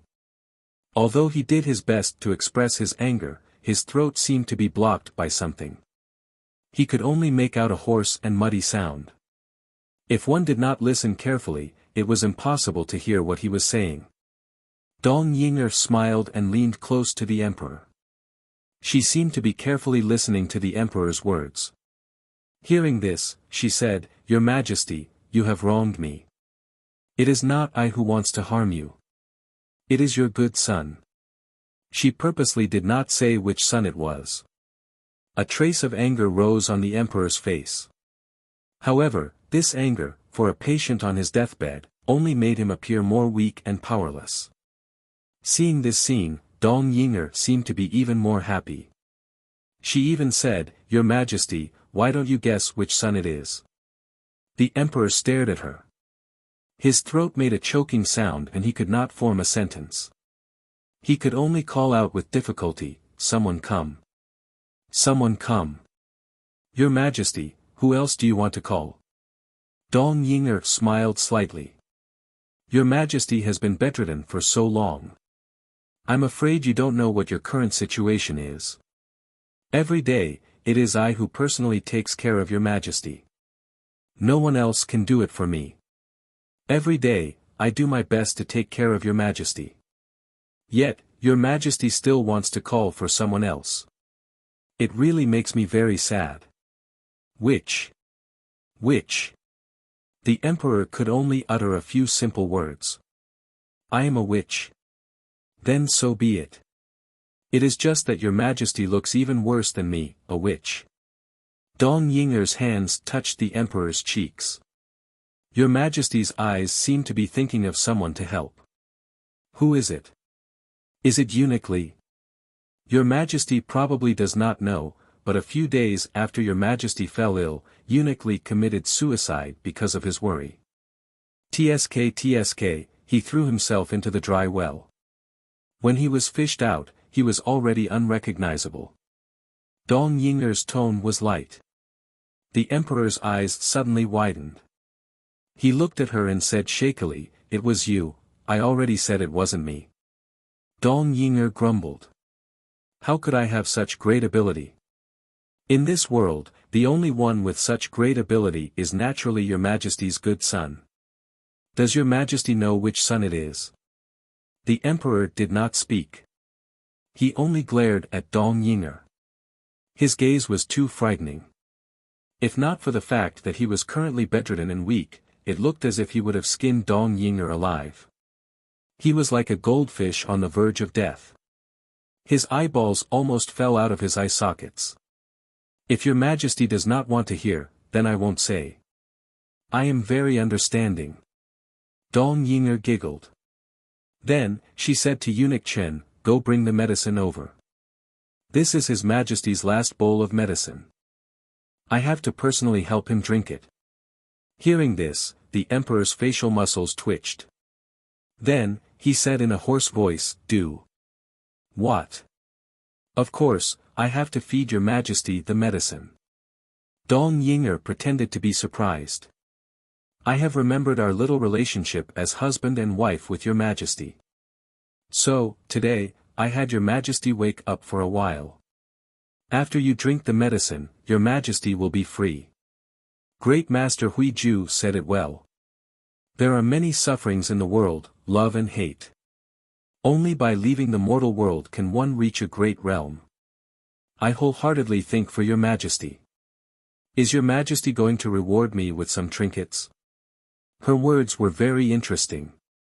It was as if she was acting coquettishly with her lover. However, her words were filled with undisguised murderous intent. Regicide. The Emperor struggled to sit up. He roared with all his might, impudent. Someone come. However, his voice was very soft and could not reach the outside. His body could not move. How could he do anything? He was like a fish on a chopping block, waiting to be slaughtered. Your Majesty, stop shouting. Be careful of your body. This is not good. The Empress Dowager has already gone to rest. It is already late. I have always been the one to take care of your Majesty. Today, since our fate is about to end, I will make things clear so that your Majesty will not have any more worries. She looked into the Emperor's eyes and said word by word, Your Highness has long received your Majesty's imperial edict. Naturally, it has been destroyed. Therefore, your Majesty's intentions may not be fulfilled. However, your Highness also asks your Majesty not to worry. He will properly sit in that position and properly govern the great Jin dynasty. Your Majesty can be at ease. When the Emperor heard the word imperial edict in Dong Yinger's words, his expression suddenly changed. He then said angrily, unfilial son. Unfilial son. This is how it is to be in the imperial family. Your Majesty need not worry. Dong Yinger seemed to breathe a sigh of relief. Then, Your Majesty, there is no need to say anything else. It is late at night and the dew is heavy. Your Majesty should rest early. Saying so, she nodded to the other side. Eunuch Chen came forward with a bowl of medicine. Dong Yinger took the bowl from Eunuch Chen's hands and carefully scooped some medicine into her mouth with a spoon to cool it. She then fed it to the Emperor. How could the Emperor drink it? He only looked at the bowl of medicine with anger and despair. A person's desire to live had always been strong. The Emperor used all his strength to tilt his head and the medicine in the spoon spilled all over the pillow. Dong Yinger sighed softly as if she had a headache. She sighed, Your Majesty is really like a child. How can you be so noisy when taking medicine? As she said this, she smiled at Eunuch Chen. Eunuch Chen, please come and help. The Emperor had seen this unfamiliar chief steward long ago. Eunuch Li had followed him for many years. There was a bond between master and servant. Now that this unfamiliar eunuch could replace Eunuch Li's position, he had most likely played a part in the attack on Eunuch Li. Thus, at this moment, the inside and outside of the bedchamber were completely different people. None of them were his people. He looked at Dong Yinger. This woman was used to acting meek. It was not that he did not know what she was thinking, but he did not expect her to be so daring. She even dared to do something like killing the emperor. How foolish. Did she think that after killing him, she would be able to escape unscathed? Eunuch Chen called out and walked to the emperor's side. He was very strong. At this moment, the emperor was already weak and powerless. He almost effortlessly lifted the emperor up. The emperor could not move. Dong Yinger smiled and once again fed the medicine into the emperor's mouth, spoonful by spoonful. Unable to move, his entire body was restrained. This was the first time the emperor had tasted such a feeling. He closed his eyes. He knew the condition of his body better than anyone else. Even without this bowl of medicine, he wouldn't have been able to hold on for long. This bowl of medicine had only brought forward that day, and he couldn't avoid this ending. Fortunately, things had not reached the worst stage. The path he had laid out earlier had finally been put to use. Even if he died, at least it would not be in vain. Dong Yinger watched as the emperor closed his eyes. She did not seem to find it troublesome. Her voice was moving. After your majesty drinks this medicine, you do not need to worry about being lonely in the future. I know that your majesty loves Jiaoyi the most, so not long after, I will send Jiaoyi with you to accompany your majesty. The emperor suddenly opened his eyes and looked at Dong Yinger. He did not say anything.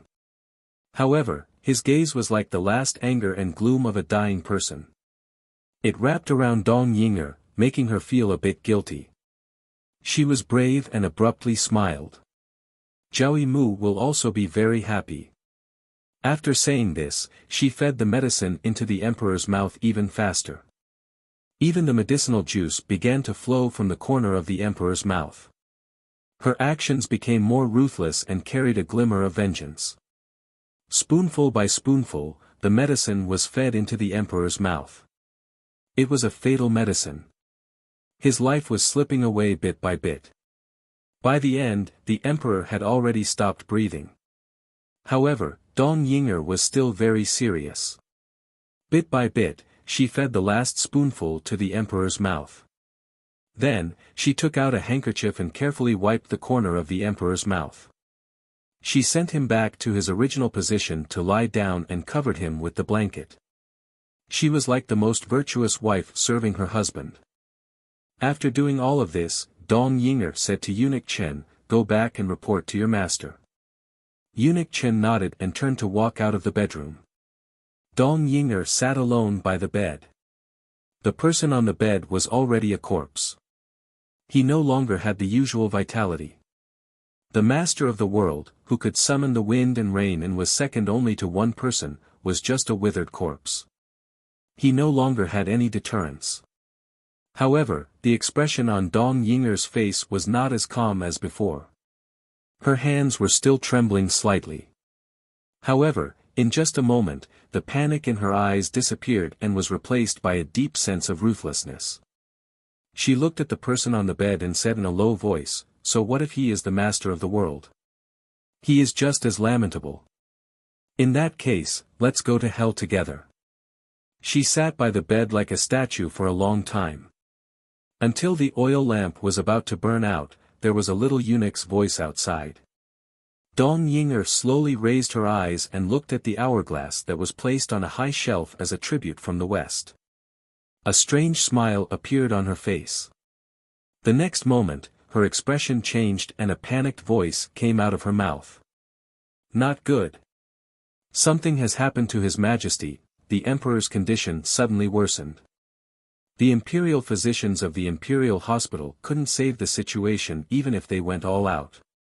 When the imperial physicians arrived, the person on the bed had lost all vitality. In fact, this was something that every imperial physician had expected. When Xia Qing, the holy hand of Jinling, personally treated the emperor, she said that medicine was ineffective. Since medicine was ineffective, he was just hanging on to life in vain. There would be a day when the oil lamp would run out, but they didn't expect that day to come so soon. All the imperial physicians gathered together, and there was a sense of crisis before the storm. It was night, and the emperor's bedroom was brightly lit. When dawn broke in the east, the first ray of sunlight broke through the heavy palace walls and shone into the gloomy and dark palace. A eunuch wearing a robe dragged out a long and shrill voice. "His Majesty has passed away," the mourning voice shook the sky, and the whole court wailed. The eighth prince, who had rushed over after hearing the news, stood in front of the emperor's bed with a sad face and couldn't help crying. He seemed to be very sad, but he had to endure this sadness and couldn't lose his composure. In the eyes of others, he did look like a filial son. Eunuch Chen stood behind him with his head bowed, and his expression was sorrowful.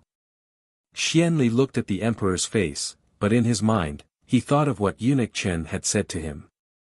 The emperor's reaction to Dong Yinger's probing words before his death was indeed not different from what the others had expected. It seemed that the emperor had really written another imperial edict. Now that the imperial edict was in his hands, he naturally had no worries. In the future, he just had to wait for this storm to pass, find Qi Man, and completely tear up the imperial edict. In this world, he would be the rightful heir. As Xianli thought this, he suddenly felt a gaze fall on him.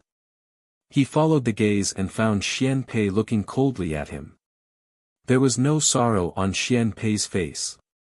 Instead, he was very calm. And in his gaze when he looked at Xianli, there was a kind of understanding, as if he already knew how all of this had happened. Xianli himself didn't know. Xian Pei was only a teenager, so how could he have such a terrifying gaze? It was as if he could see into a person's heart with a glance, and no thoughts could be hidden from those eyes. He froze for a moment, then looked away. The corners of his lips twitched slightly. No matter how terrifying he was still at a disadvantage in this situation. His life could end here. Since the emperor had already passed away, it was naturally his turn next. Among the mournful people in the room, other than Xian Pei, there was another person with an extremely indifferent expression. It was Mu Shiro. Her pretty face was as cold as ice and she didn't show any special expression. However, Mu Shiro's personality had always been this cold, so the others didn't find it strange. However, standing next to Mu Shiro, Dong Yinger seemed especially pitiful. Dong Yinger's eyes were red from crying, her hair was a little messy, and her face was haggard. It was as if she didn't care what she looked like at all. Everyone in the palace knew that Dong Yinger was a person who valued friendship. After the emperor fell ill, Dong Yinger had always been the one to take care of him. She never felt bored and did it better than anyone else. Now that the emperor had died, she looked extremely sad. Compared to the expressionless Mu Shiro, it was enough to make people sigh in their hearts. Empress Dowager Ida sat in the same place with a heavy expression. The people around her came and went, but her expression didn't relax in the slightest. She had always known better than anyone else why things had come to this point.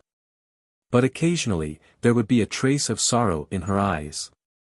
At this moment, Xia Qing, who had been examining the emperor's body for the last time, stood up with a medicine box on his back. His expression was solemn. Although there were many important ministers standing at the moment, he had always been a straightforward person and didn't think of avoiding anything. Instead, he directly said, reporting to the Empress Dowager, "His Majesty is not a lamp that has run out of oil. There is something strange inside." When Empress Dowager Ida heard this, she immediately shouted, "Xia Qing, do you know what you are saying in front of Aijiao? This commoner doesn't dare to deceive the Empress Dowager." When this commoner examined His Majesty's body, he found that His Majesty had been poisoned. This poison isn't rare, but it was mixed with His Majesty's original illness, so it wasn't easy to find. If the imperial doctors carefully examine him, they will certainly be able to see some clues. All the imperial doctors looked at each other. They really hadn't examined the emperor's body. The body of a dead emperor wasn't something anyone could touch. Moreover, with Xia Qing's previous words, everyone knew that the emperor's body was already in such a state. The imperial doctors had always been conservative in their work, and protecting themselves was the most important thing. How could they have thought of this? Empress Dowager Yida's expression changed slightly. She touched the ruby armor on her finger and said sternly, "Investigate." Several of the imperial doctors immediately obeyed. After a while, the remaining imperial doctors came out of the bedroom. Their faces were also very ugly, and there was even some sweat on their foreheads. Looking at Empress Dowager Yida, she trembled and said, reporting to the Empress Dowager, "Divine Dr. Xia is right. His Majesty has indeed been poisoned. Moreover, the poison is still fresh, so it should have just been swallowed. It's just that the poison is too strong, so." As soon as these words came out, everyone was shocked. Their gazes couldn't help but fall on Dong Yinger. Dong Yinger was responsible for taking care of the emperor's daily life. Since there was a problem, naturally, she would be the first to attract everyone's attention. Dong Yinger was also shocked and said, "No. It's not me. It wasn't me. The medicine I gave His Majesty was prepared by the medicinal kitchen." She looked panicked. It really didn't seem likely, but there were many people in the palace who were used to acting. Who knew whether it was true or not? Imperial grandmother, you see. Xianli stepped forward, his expression mournful with just the right amount of anger. Imperial father was actually killed by this person. This person is guilty of a heinous crime. He must be found and will not be tolerated. Empress Dowager Yida didn't speak. Her gaze paused on Xian Pei for a moment. Xian Pei's expression was very calm. Empress Dowager Yida slowly withdrew her hand that was stroking the armor. She lightly said, "Investigate, thoroughly investigate the entire palace." The moment dawn broke, Xiao Xiao stood in front of the window with his hands clasped behind his back. No one knew what he was thinking. Housekeeper Lin silently put on a robe for him and whispered, "Master, it's time for you to enter the palace." The news of the emperor's death reached Jinying Wangfu almost immediately, but Xiao Xiao didn't immediately get up and go to the palace. There were many officials in the capital. Naturally, because of this sudden news, they began to worry about what might happen in the future. There were no carriages parked at the entrance of Jinying Wangfu, and there were no guests in the house. Jinying Wangfu was very quiet, and their master had been in the study all night. Even though housekeeper Lin had taken care of Xiao Xiao for so many years, there were times when housekeeper Lin couldn't see through what Xiao Xiao was thinking. For example, at this moment, was there a trace of sadness in Xiao Xiao's heart? He also didn't know. There was probably some. After all, they were relatives who were related by blood. That person had been trying to compensate Xiao Xiao for so many years. Even if Xiao Xiao did something outrageous, he would turn a blind eye to it. Xiao Xiao didn't know what housekeeper Lin was thinking. He knew that the moment the emperor died, there wasn't much turbulence in his heart. All of this had already been expected.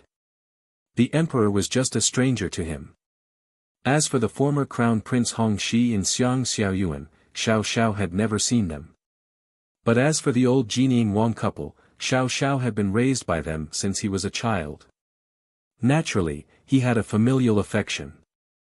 All of this had been destroyed by the emperor. Speaking of which, he should hate him. However, Xiao Xiao didn't even have the emotion of hate. As for the southern frontier, he wanted to exterminate them. Because this was the only thing he could do. In this life, he didn't seem to have any purpose. He also didn't know what the meaning of his solitary journey was. Perhaps accepting the genie guard and taking revenge for Crown Prince Hongxi and Xiang Xiaoyuan was the meaning of his life. So, he really did this. Disregarding his own life and death, he looked at it indifferently. He lived alone until he met Jiang Ruan.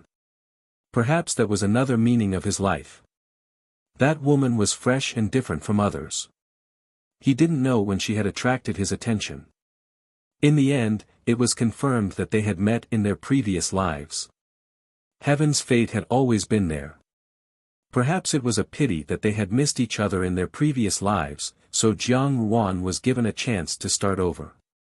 He didn't want Jiang Yuan to repeat the same mistakes, so he wanted to use his whole life to protect this woman. And now, everything that Jiang Yuan had done was based on the fact that she had predicted everything that would happen today. Xiao Xiao's heart was very calm. There wasn't even a trace of fluctuation in his gaze, and there was no warmth on his face. Xian Li is about to make his move. Xiao Xiao suddenly said. This abrupt sentence made housekeeper Lin jump in fright. He looked at his master in confusion. Xiao Xiao was admittedly cold and cheerless, but what did he mean by saying something that had nothing to do with the emperor's death? It will be done very soon. Very soon, he would be able to pick up Jiang Yuan. Xiao Xiao didn't continue. Draping the clothes that housekeeper Lin had given him, he slowly walked out the door. Housekeeper Lin was left standing alone in his original spot. Although there was no sunlight in the morning, the reflection of housekeeper Lin's face was exceptionally clear. If one were to look carefully, they would discover that the wrinkles on that crisscrossed face had already faded a lot. A person's appearance could change, but when the white hair that was proof of age quietly turned black and the wrinkles gradually faded, youth made the entire face look like a completely different person. Housekeeper Lin, who was wearing an unfamiliar face, was stunned for a moment. He also smiled and shook his head. Suddenly, he sighed and said, "The old general has made his move, the old general has made his move. It's finally this distinguished and elegant old general's turn." The news of the emperor's death spread like wildfire throughout the entire capital. The common people were anxious and uneasy. At the beginning of spring, the true dragon of the great Jin dynasty, the son of heaven, had returned, leaving behind an undecided candidate to be the heir apparent. The civil and military officials each had their own plans. They were betting their entire net worth on an unknown future. Zhao Jin worriedly looked at her second brother and said, "Second brother, with his majesty like this, what is the situation in court now?" The future heir apparent had always been an unresolved problem. The emperor's death had come suddenly. What was even more surprising was that before this, the emperor had not revealed any intention of appointing a crown prince. Before the emperor fell ill, the crown prince had already been deposed. It should have been appointed earlier, but the emperor had not made any moves, as if he was observing something. This was understandable. After all, the eighth prince, Xian Li, had always been outstanding. However, he had a dragging mother, imperial consort Chen, while the 13th prince, a rising star, had already displayed his intelligence and quick-wittedness. However, he did not have the support of a strong mother's family. These two people's talents and methods of governing the world were not bad. However, to really choose one was somewhat difficult. It was just that while the emperor was observing, he probably did not expect that he would fall ill so quickly. Moreover, after falling ill, he never regained consciousness. Until his death, he did not have the opportunity to appoint another crown prince. The fight for the throne was something that everyone knew would inevitably happen. However, without an imperial edict, it would only make things more chaotic and the fighting more intense. How can you and I guess His Majesty's thoughts at will? Second brother Zhao interrupted his younger sister's words. Do not say these words outside to avoid attracting trouble. Recently, the capital has been very chaotic. Yes, elder brother Zhao heard this and walked over, nodding Zhao Jin's head. You have a straightforward personality and do not know the strangeness of this. I think it is best for everyone to obediently stay in the Fu these days to avoid trouble. Zhao Jin pushed his hand away. I am also worried about father. These days, father also looks very anxious. I do not know what I can do. His Majesty's death came too suddenly. What will the situation in the capital be like in the future, who can say for sure? Zhao Jin, who had always been optimistic, also felt a trace of worry at this moment. A group of dragons without a head, would the court without the emperor really be good? After all, Empress Dowager Ida was old. Even if she came out to preside over the situation, she would not be able to suppress it. In the end, it was still very worrying. Chapter 245. Second brother Zhao patted Zhao Jin's head. You are so young, why are you thinking about these things? Why don't you obediently stay at home and sow your dowry? That's the right thing to do. I think that brother-in-law of mine is too outrageous. He doesn't even teach you a lesson and sees you cause trouble every day. Zhao Jin curled her lips and was about to refute her second brother's words when she saw a servant hurriedly run in with a panicked expression. Eldest young master, second young master, it's not good. There's a group of soldiers outside and they want to arrest someone. Old Master Zhao was not in the Fu at the moment and had left early in the morning. There were only the two young masters in the Fu. Second brother Zhao panicked when he heard this. What soldiers? Arrest who? Eldest young master Zhao was more steady and interrupted second brother Zhao's words. He only looked at the servant and asked, what is the situation? The servant looked like he was about to cry and was so anxious that he couldn't speak clearly. He only said, I don't know. The group of soldiers are fierce and they are shouting about arresting the culprit who murdered His Majesty. Eldest young master, what should we do? Murder His Majesty? Zhao Jin stood up in shock. Isn't His Majesty seriously ill? How did it become murder? What are they doing in our Fu? Could it be that our residents would plot against His Majesty? This is nonsense. Little sister, don't make a fuss. Big brother Zhao frowned. This is not a small matter. Since there are soldiers outside, they must have heard some news. Second brother, take care of little sister. I will go out to take a look. Finishing, he lifted the corner of his robe and prepared to leave. Who would have thought that before they could even take a step, they would hear the sound of messy footsteps coming from the courtyard. A large group of soldiers rushed in, blocking the courtyard so that not even a drop of water could trickle through. It was precisely the three siblings who were trapped in the middle. Big brother Zhao said coldly, everyone, dare I ask what crime has the Fu committed that requires all of you to work so hard? Young Master Zhao, the leading official, laughed coldly. Your Zhao family plotted to poison His Majesty and the evidence is conclusive. A heinous crime, unforgivable. Take him away. What nonsense, Zhao Jin said angrily.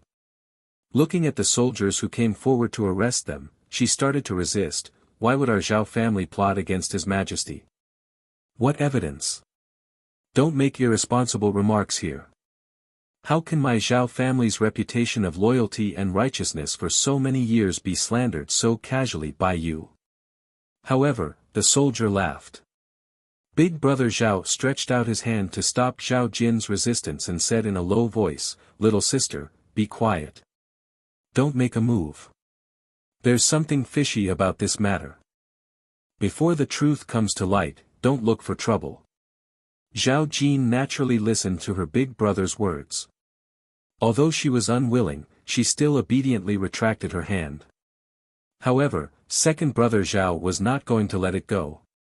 He asked impulsively, if you don't explain clearly, don't think about taking us out of this door. My Zhao clan is not without people. How can we tolerate such slander? Miss Zhao, do you want evidence? The leader of the soldiers also seemed to be a little impatient, and the expression on his face was indescribably strange.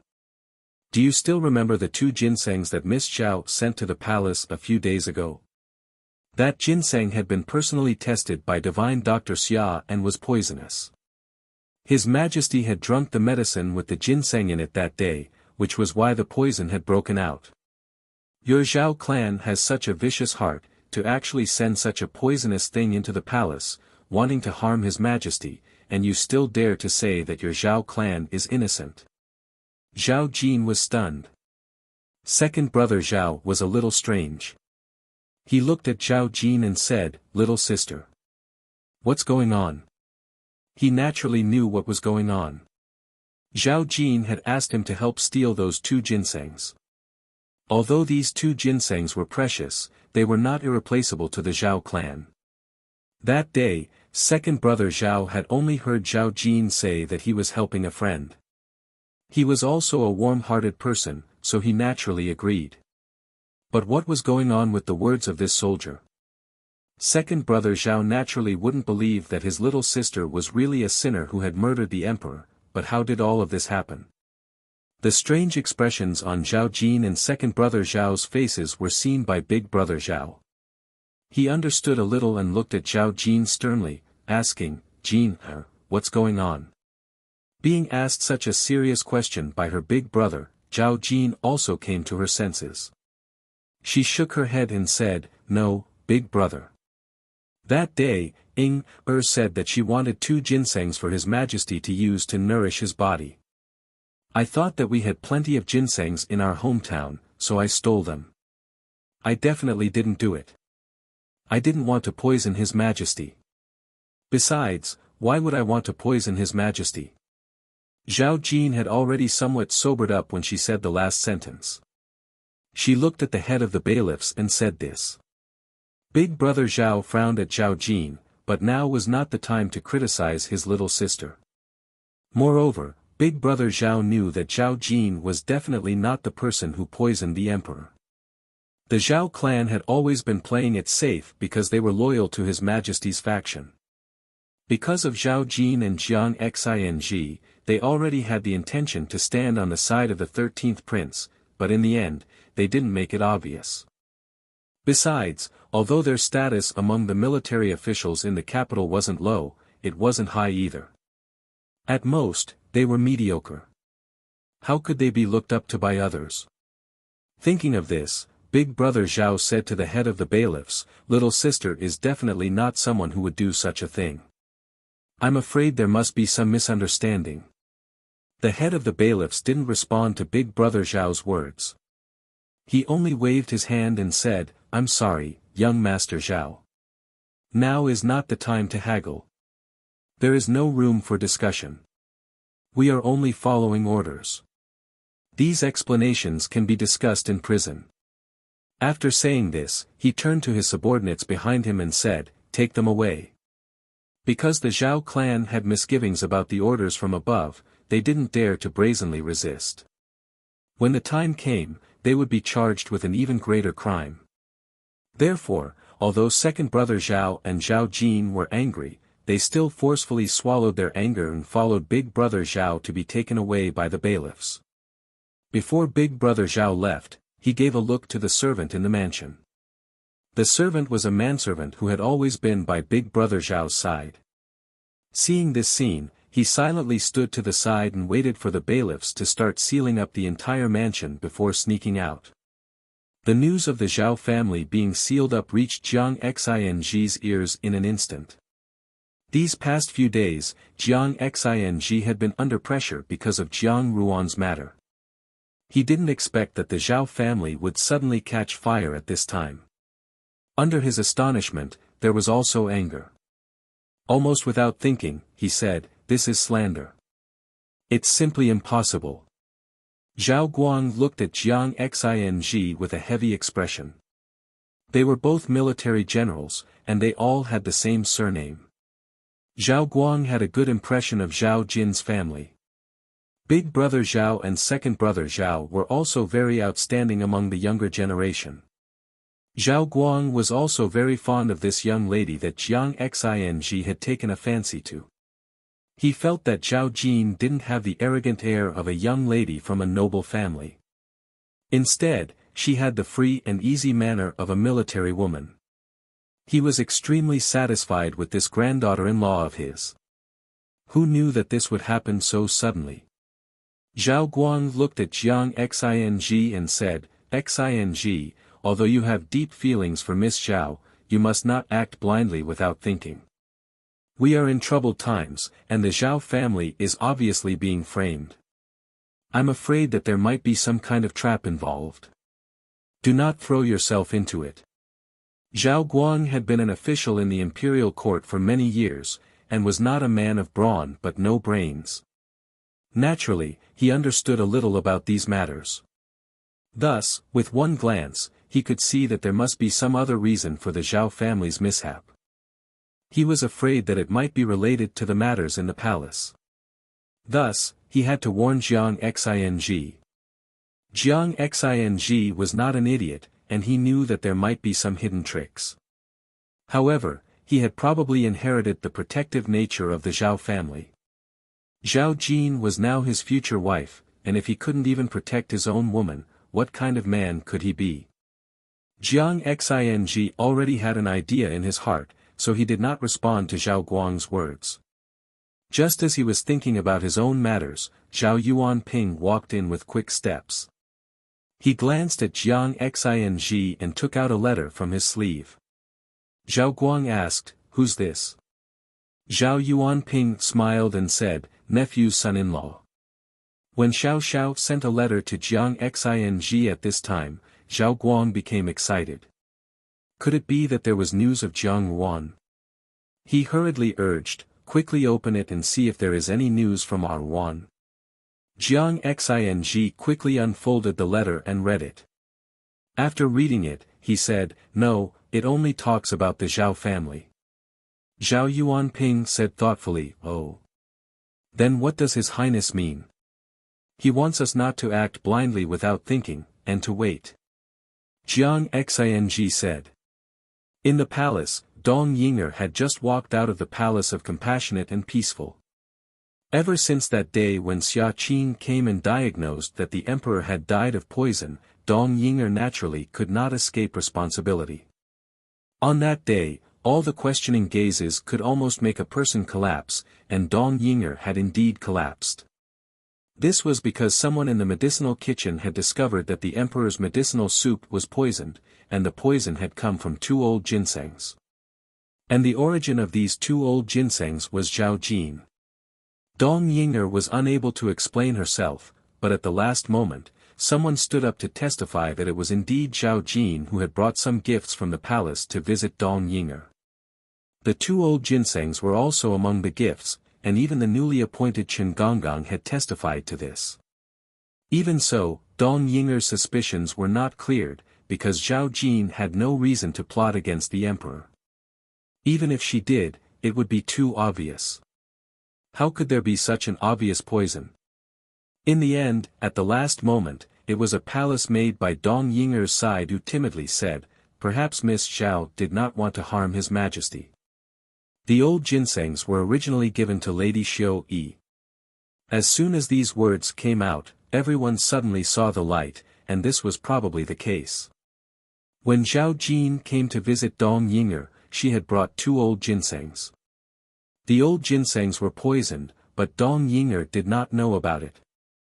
Instead, she thought that it would be better to give such a precious thing to the emperor. Who knew that after the emperor ate it, he would die? It turned out that Zhao Jin originally wanted to harm Dong Yinger, but in the end, she accidentally harmed the emperor.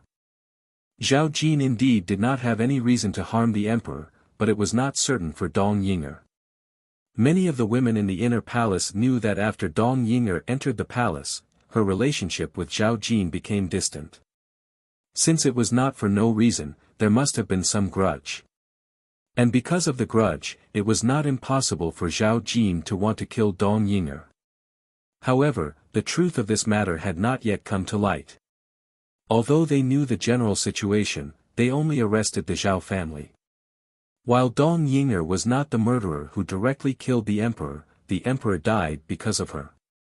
These few days, the palace was busy and no one had the time to care for her. However, everyone secretly speculated that this Lady Xiao Yi's life was really not good. It was difficult to obtain favor, but not long after, the emperor died. After the emperor died, this matter came. It was the Zhao family's miss who committed the murder, but she was also implicated. Most likely, her end would not be good. And Dong Yinger indeed showed a delicate and pitiful scene. The mournful expression on her face made people feel distressed, but they also felt that this woman was indeed very innocent. After leaving the palace of Compassionate and Peaceful, Dong Yinger first returned to her bedroom. She changed her clothes. She hadn't freshened up since yesterday, so she looked very haggard. At this moment, she asked someone to prepare the bath water, and then she slowly lay down in it. The water vapor slowly rose and Dong Yinger's face unexpectedly showed a very tender and beautiful color. She seemed to be very happy, and there was even a smile on her face. Things were going much smoother than she had imagined. Dong Yinger did not know whether she was happy or sad in her heart, but those feelings were all ignored. Now, what she most wanted to see was what kind of situation Zhao Jin was in. So what if Jiang Xing liked her? Committing such a big crime, even if lousy deity came, it would be difficult to save her. She should also let them taste the taste of despair. When she first entered the palace, it was exactly like this. At that time, Jiang Yuan did not save her. Now, Jiang Xing's whereabouts were unknown. If Jiang Xing wanted to wade into this muddy water, he would only be dragging himself into it. She did not know whether Jiang Xing would regret the decision he had made at that time. If the person he had chosen was her, today's situation would not be like this. Jiang Xing, after all, was suitable for an intelligent woman. As Dong Yinger thought about it, the more she wanted to see Zhao Jin immediately and see her current appearance. Thus, she quickly finished bathing and called for a palace maid to dress her up. Then, as if nothing had happened, she said, "I did not expect that after being acquainted with Zhao Jin, she would harm me in such a way. This kind of situation really makes one feel indignant. I also want to find her and ask her clearly. Let's go see our former sisters." In the dungeon, Zhao Jin was locked in the last cell. She still did not know what the situation in the Fu was like, and these people did not lock her together with eldest brother and second brother. Instead, they locked her in a separate place. Zhao Jin faintly felt something.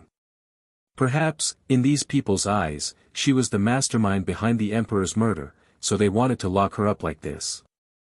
Although Zhao Jin usually did not understand much about the matters of the court, she knew that as long as the life of a country's monarch was involved, 8 or 9 out of 10 would not have a good ending. Although she was well aware that the old ginseng was definitely not poisonous and that the emperor had died from eating the old ginseng, someone must be framing the Zhao family. Who had such a big grudge against the Zhao family? Just as older brother Zhao thought, the Zhao family was only average in the capital and could not be said to be a tall tree that attracted the wind. Moreover, they usually kept a low profile, so no matter what, they would not have provoked such a big enemy. In Zhao Jin's heart, she faintly guessed one person, Dong Yinger. Dong Yinger had specially asked Zhao Jin to bring that ginseng, saying that it was for the emperor to nourish his body. Who knew that before his body was healed, it would become the emperor's last talisman to hasten his death. In the end, Dong Yinger's words that day had untied the knot in Zhao Jin's heart. She thought that her sister actually truly cared about her, but there had been some misunderstandings many years ago. Now that time had passed, they were no longer the impulsive children they once were. Those unimportant misunderstandings could vanish like smoke in thin air. However, Zhao Jin did not think that Dong Yinger would change so thoroughly. In her heart, she was very unwilling to believe that this matter was Dong Yinger's doing, but she had no choice but to believe this reality. Why did Dong Yinger do this? Zhao Jin's heart did not have the anger of being betrayed, only disappointment. From the moment Dong Yinger made this decision, the last shred of affection they had in the past was gone. Zhao Jin buried her head into her knees. The dungeon was dark and damp, not very comfortable. However, Zhao Jin had practiced martial arts since she was young and was not spoiled, so she did not cry out or complain. Furthermore, at this moment, her heart was very complicated, so how could she care about worldly possessions? The sound of soft footsteps slowly came from the dungeon, and a familiar voice sounded, "You can go down.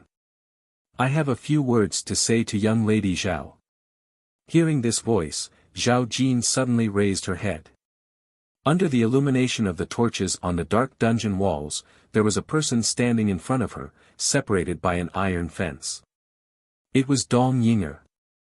The prison guard quietly put the silver into his sleeve and said with a smile, "Xiao Yi, please speak. I will go down and guard outside." Finished speaking, he looked at Zhao Jin in the dungeon and shook his head. Now, everyone knew that the young lady of the Zhao family in this dungeon was a vicious person. She actually wanted to harm the sister that she grew up with, and for no reason caused the originally favored Dong Yinger to suffer an undeserved disaster. This kind of woman was really too scary. After the prison guard left, the palace maids beside Dong Yinger also left, leaving only Dong Yinger and Zhao Jin in the dungeon. Zhao Jin stared at Dong Yinger, and after a long while, she said in a hoarse voice, "You did it. So you only understand now." Dong Yinger smiled lightly, "Yes, I did it, but you know it too late." "Why?" Zhao Jin grabbed the cell door as if she was about to rush out. She gritted her teeth and said word by word, "Why? Why?" Dong Yinger tilted her head and thought for a moment, "Why? There are too many reasons. For myself, and also for 8th Highness. Only by using your hand to pull His Majesty down, and also by using your Zhao family to pull the person I want to pull, can I help 8th Highness complete his great cause. From the beginning to the end, there must be a sacrifice. Unfortunately, Zhao Jin, this person is you. Of course, this is not the most important thing. The most important thing is that I don't like you, and I want you to die. Therefore, when I was deciding on this candidate, I immediately chose you." Zhao Jin looked at Dong Yinger in disbelief. The cruelty in Dong Yinger's words made her shiver. 8th Prince? This matter was related to the 8th Prince. She didn't think that Dong Yinger was the 8th Prince's person. She didn't think that Dong Yinger would sell her life to the 8th Prince, and even betray herself. But all her doubts reached the peak when she heard Dong Yinger's last sentence. What did Dong Yinger mean? She said, "What did I do to make you hate me so much? You didn't even let go of my Zhao family." "Zhao Jin, I don't understand why you can live your life so naive and stupid." Dong Yinger gently frowned and looked at her. "When you and I were young, you were the most carefree one. You didn't need to learn etiquette, you didn't need to learn housekeeping, and you didn't need to learn to be tactful. As long as you like it, you like it. If you don't like it, you turn around and leave. You like to dance and play with swords, so your 2 brothers took you to practice martial arts. I've never liked you.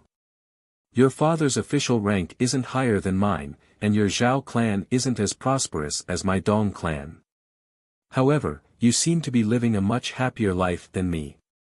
You don't lack anything that I have. Even what I don't have, you have." Zhao Jin paused and looked at Dong Yinger like she was looking at a madwoman. "You hate me because of this? That's why you hate me?" If this was the case, then Dong Yinger was really crazy. Moreover, when they were young, their relationship was very good, and Dong Yinger never showed a trace of dissatisfaction. Even now, Zhao Jin had always thought that their feelings for each other were sincere. It was only after Dong Yinger entered the palace that they became strangers to each other. However, the feelings they had for each other in the past were not fake. If Dong Yinger was really jealous of her when they were young, then her ability to hide her feelings was really too scary. Of course not. Dong Yinger smiled lightly, "This kind of thing is not in my eyes. But Zhao Jin, you seem to have forgotten that I told you about Jiang Xing.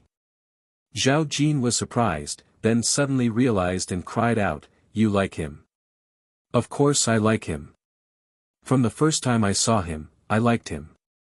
Dong Yinger said, "He saved me at the palace banquet. I liked him very much and personally went to see him. I was obviously the one who liked him first. I was the one who took the initiative first. Why was it you who got him in the end?" "Zhao Jin, do you know how much I hated you when I found out it was you?" Dong Yinger glared at Zhao Jin. Today, she wore plain white clothes to observe mourning for the emperor. The makeup on her face was also very simple, making her look very elegant. But at this moment, her eyes were wide open and her facial features were somewhat distorted because of her emotional agitation. She looked like a female ghost. How can matters of the heart be forced? Zhao Jin looked at her in disbelief. You actually hate me because of this? This is what you owe me. Dong Yinger's face was no longer as calm as it was when she arrived, and she loudly shouted back. Then, she paused and continued, when he disappeared at the border, everyone said that he defected to the enemy and betrayed the country, but I didn't believe it. I didn't believe it. At this time, my parents forced me to enter the palace. I didn't want to enter the palace, I liked him. But my parents locked me in the Fu and put me under house arrest. I couldn't go out. Later, Jiang Yuan came to see me. You know, I have always been very good to Jiang Yuan. I thought we were friends. Dong Yinger murmured, but how did she answer me? Dong Yinger's gaze drifted, as if she had returned to that day.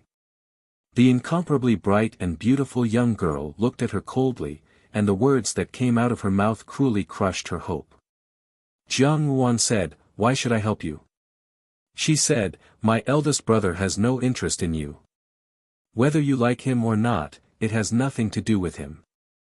Dong Yinger madly rushed to Zhao Jin in the prison and roared, "I knelt down to beg her, I knelt down to beg her, but she watched me die and did nothing. If I entered the palace at this age, the rest of my life would be ruined. I treated her as a friend, but how did she repay me?"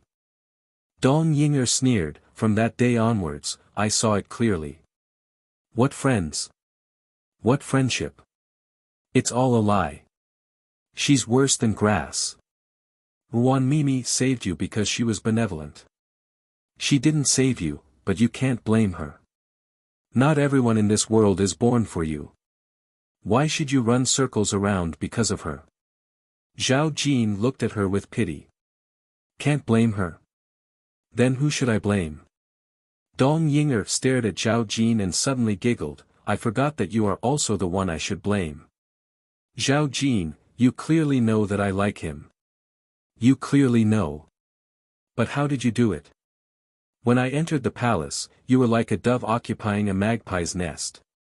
Anyone can stand by Jiang Xing's side, but it can't be you.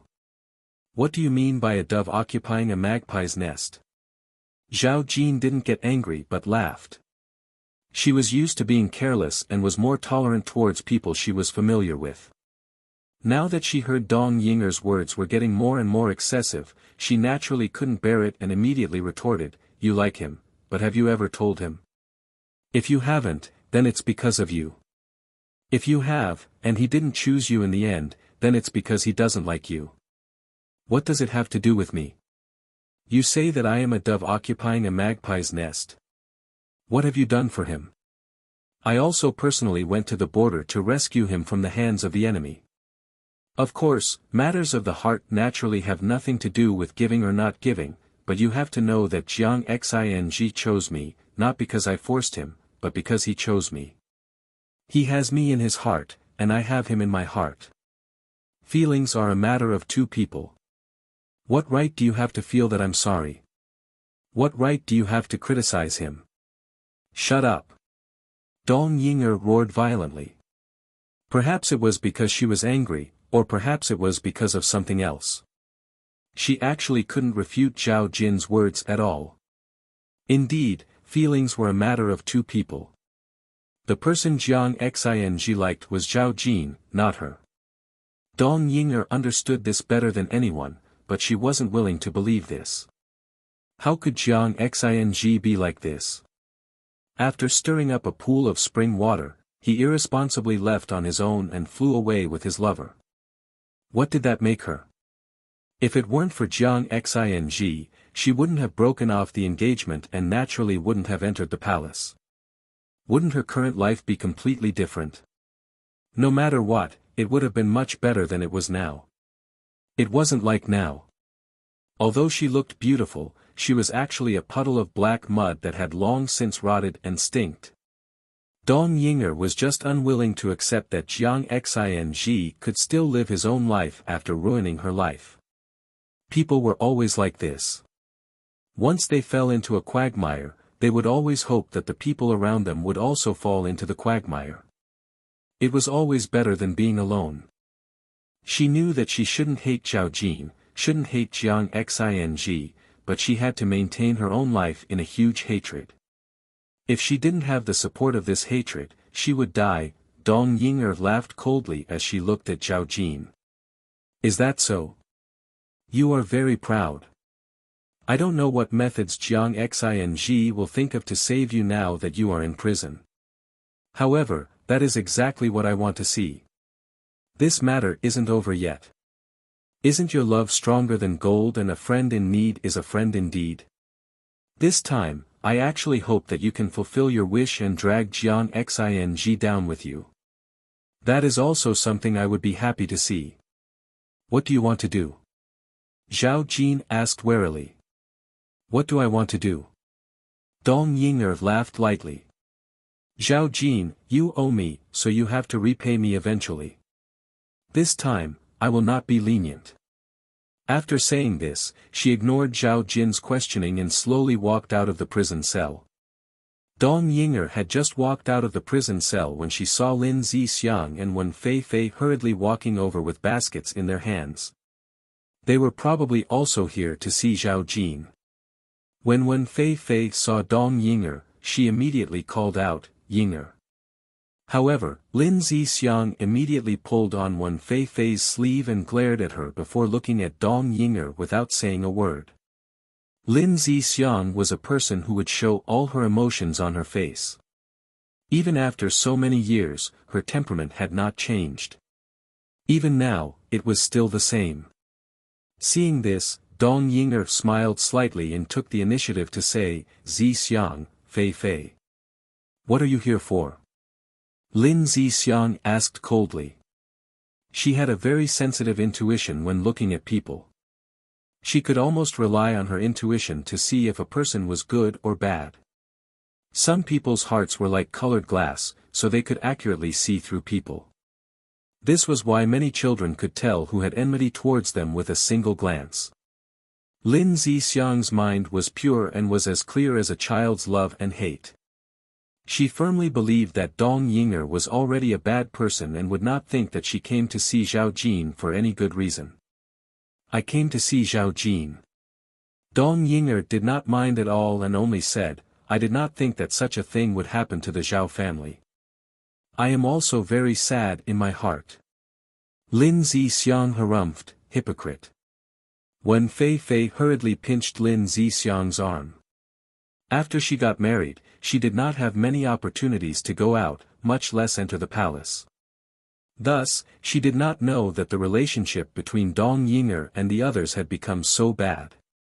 She only thought that there was some misunderstanding. Lin Zixiang's words had always offended people easily, so she reminded her.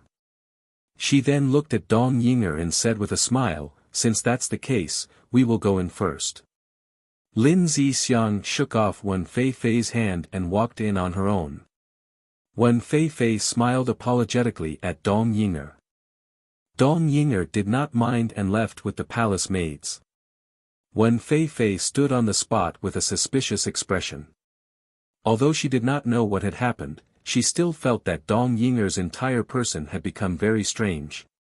It was as if she had become a stranger. It was clearly the same appearance, but on her body, she could not find a trace of the past. She appeared to be inexplicably gloomy.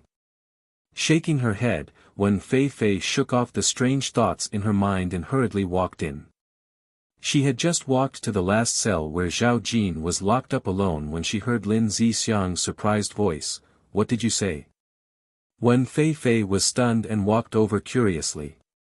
She only heard Zhao Jin's slightly tired voice say, I did not think that she would hate me so much, nor did I think that she would use such a vicious method. It's fine if I die, but I cannot implicate my family. What do you want to do? Lin Zixiang asked solemnly. Zhao Jin laughed bitterly, now that things have come to this, I more or less understand it in my heart. I do not know how father and mother are now. Zixiang, help me ask around. If there is really no other way, I can only bear this crime alone. Chapter 246. The matter of the emperor's death was originally strange. Although the palace had blocked the news of this matter to prevent the common people from panicking, there were so many civil and military officials. The secret this time in the palace was too big. Even if they wanted to hide it, they couldn't. All the colleagues in the court were well aware of this matter, but they did not say it out loud. Qi Feng stood in the courtyard, playing with a paperweight in his hand. Mo Tsong asked curiously, "What the hell is Xianli doing? He went through so much trouble just to get involved with Zhao Jin. Isn't he making a fuss over a minor issue?" Mo Tsong and Xiao Xiao were on the same side. Naturally, they knew that the people who were against them were Xianli's people. There was no doubt that the death of the emperor was related to Xianli. Originally, everyone thought that Xianli wanted nothing more than to justify the death of the emperor due to illness. Who knew that there would be this incident of poisoning? Xianli must have done this deliberately to leave clues, but the purpose of doing this was actually to implicate Zhao Jin. If Zhao Jin's whole family was involved, it would be fine, but this reason was a personal grudge between Zhao Jin and Dong Yinger. In this way, it had nothing to do with the murder of the emperor. It was just that Zhao Jin wanted to harm Dong Yinger and accidentally poison the emperor. Since it was just to pull out Zhao Jin, why did they need Xianli to make a move? Moreover, Xianli and Zhao Jin had no grudges. Xianli had never been a meddlesome person. As a result, Mo Tsong was puzzled. That's not the case. Qi Feng shook his head. Xianli never wastes his energy. It's just Zhao Jin. Then, fourth brother, do you mean that there's still a backup plan? Mo Tsong asked. Of course there is. Qi Feng's voice sank. Zhao Jin's family is the most protective, and Zhao Jin and Jiang Xing are already engaged. They are in the same boat. No matter what, it is not easy for Jiang Xing to get out of it. Of course, the most important thing is that they always have only one purpose. The 13th prince? Mo Tsong understood a little. Everyone knew that Jiang Yuan had a good relationship with Xian Pei. Jiang Xing and Jiang Yuan were siblings. Naturally, they shared a common enemy. If Jiang Xing could replace Jiang Yuan, it meant that Jiang Xing and Xian Pei had also formed an alliance. As long as Jiang Xing was dragged into this mess, Xian Pei would not be able to escape. I see. Mo Tsong came to a sudden realization after thinking it through. He hurriedly said, Xianli is incomparably cunning. This matter should be within his calculations. If this is really the case, then he must have already made preparations for the aftermath. Fourth brother, you and third brother should have already come up with a countermeasure. Why don't you tell us? Mo Tsong had always trusted Xiao Xiao and Qi Feng.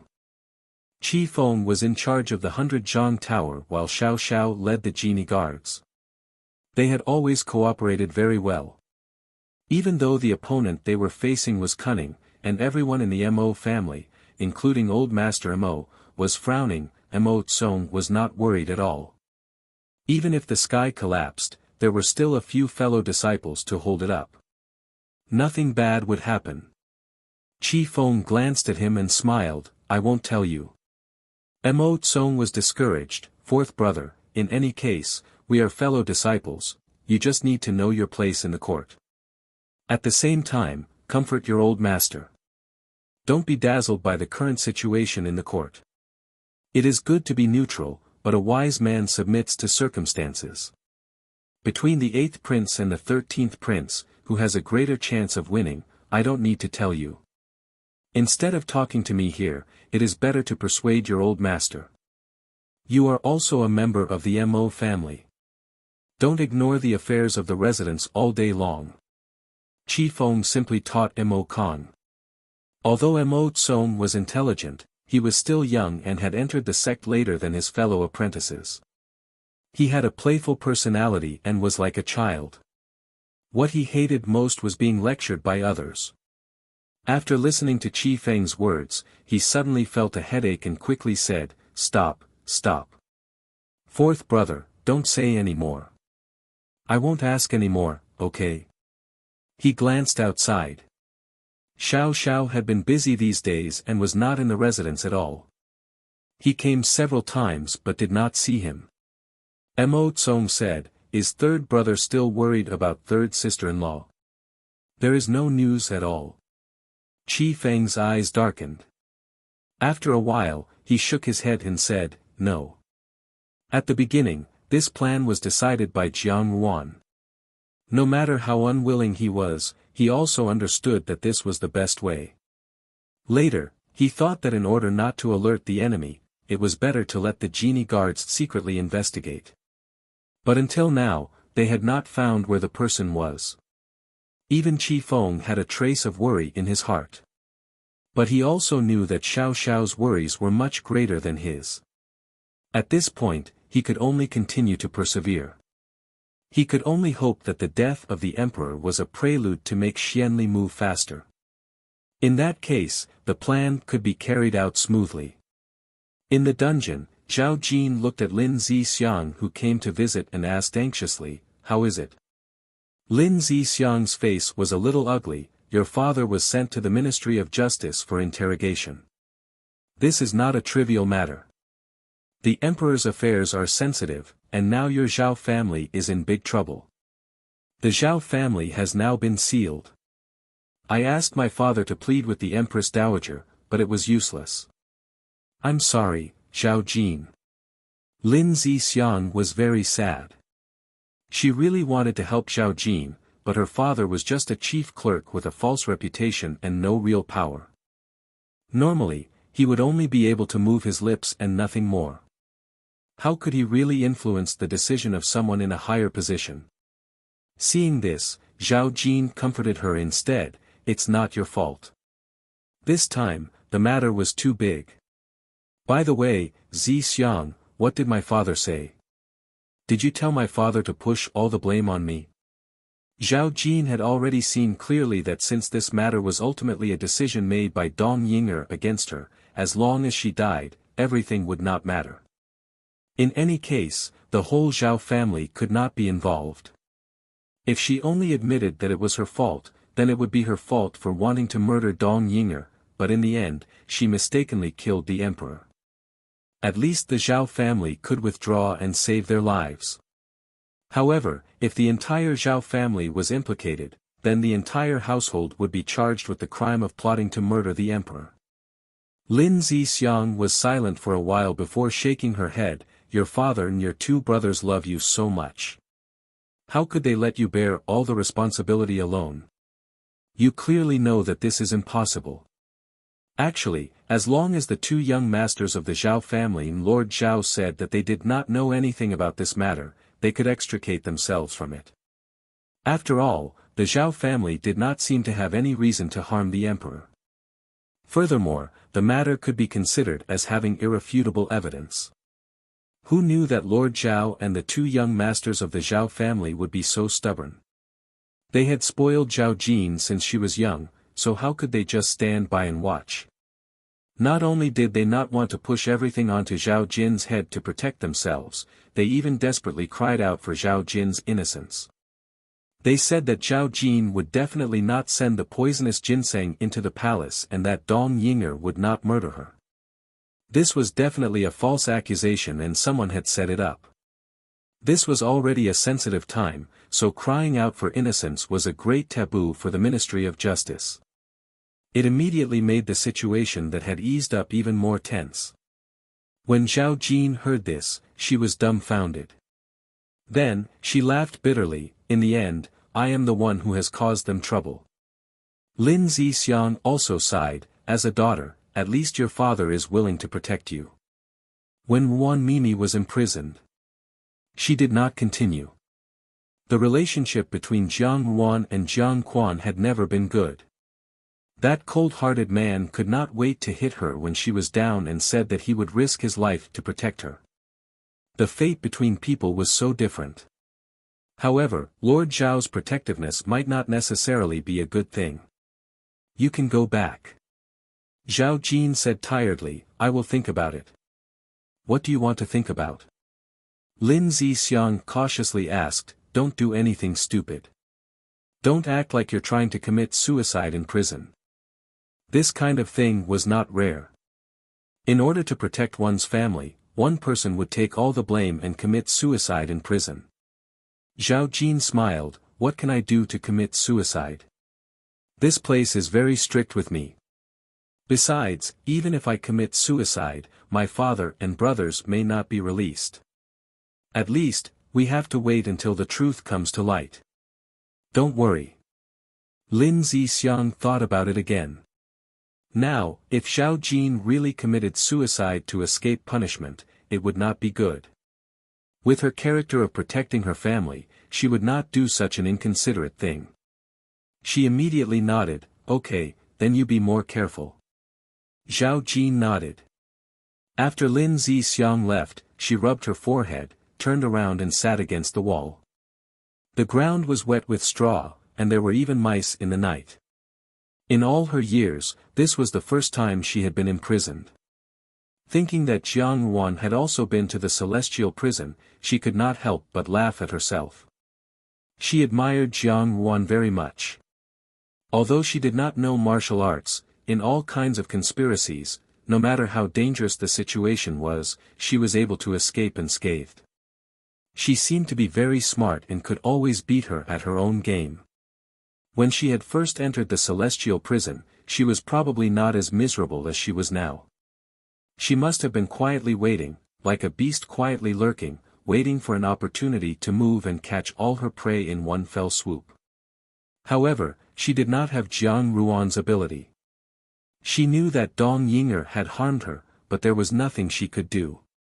Moreover, if she was not careful, her family would also be dragged down. Zhao Jin took a deep breath and looked at the pendant on her waist. It was a half-moon-shaped piece of amber that Jiang Xing had given her. It had originally been a necklace, but Zhao Jin had eventually made it into a pendant. This matter had arisen because of Jiang Xing. If not for Jiang Xing, Dong Yinger probably would not have hated her so much. Now that she had to make this decision, if she had to say who she had let down, apart from her own family, the person she had let down the most was probably Jiang Xing.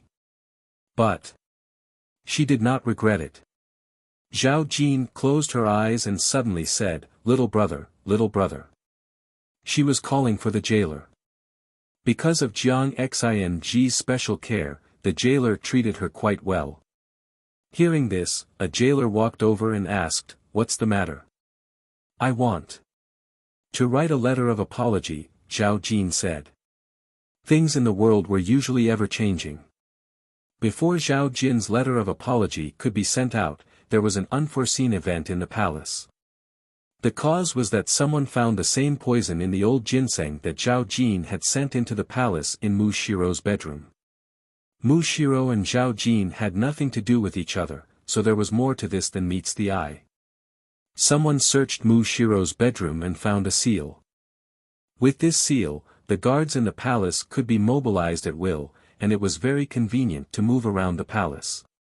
This seal was none other than the 13th prince, Xian Pei's. This matter caused an uproar in the court. The 13th prince was still young, so it was a bit far-fetched to say that he had some kind of relationship with Mu Shiro. But why would Mu Shiro's things be in Xian Pei's hands?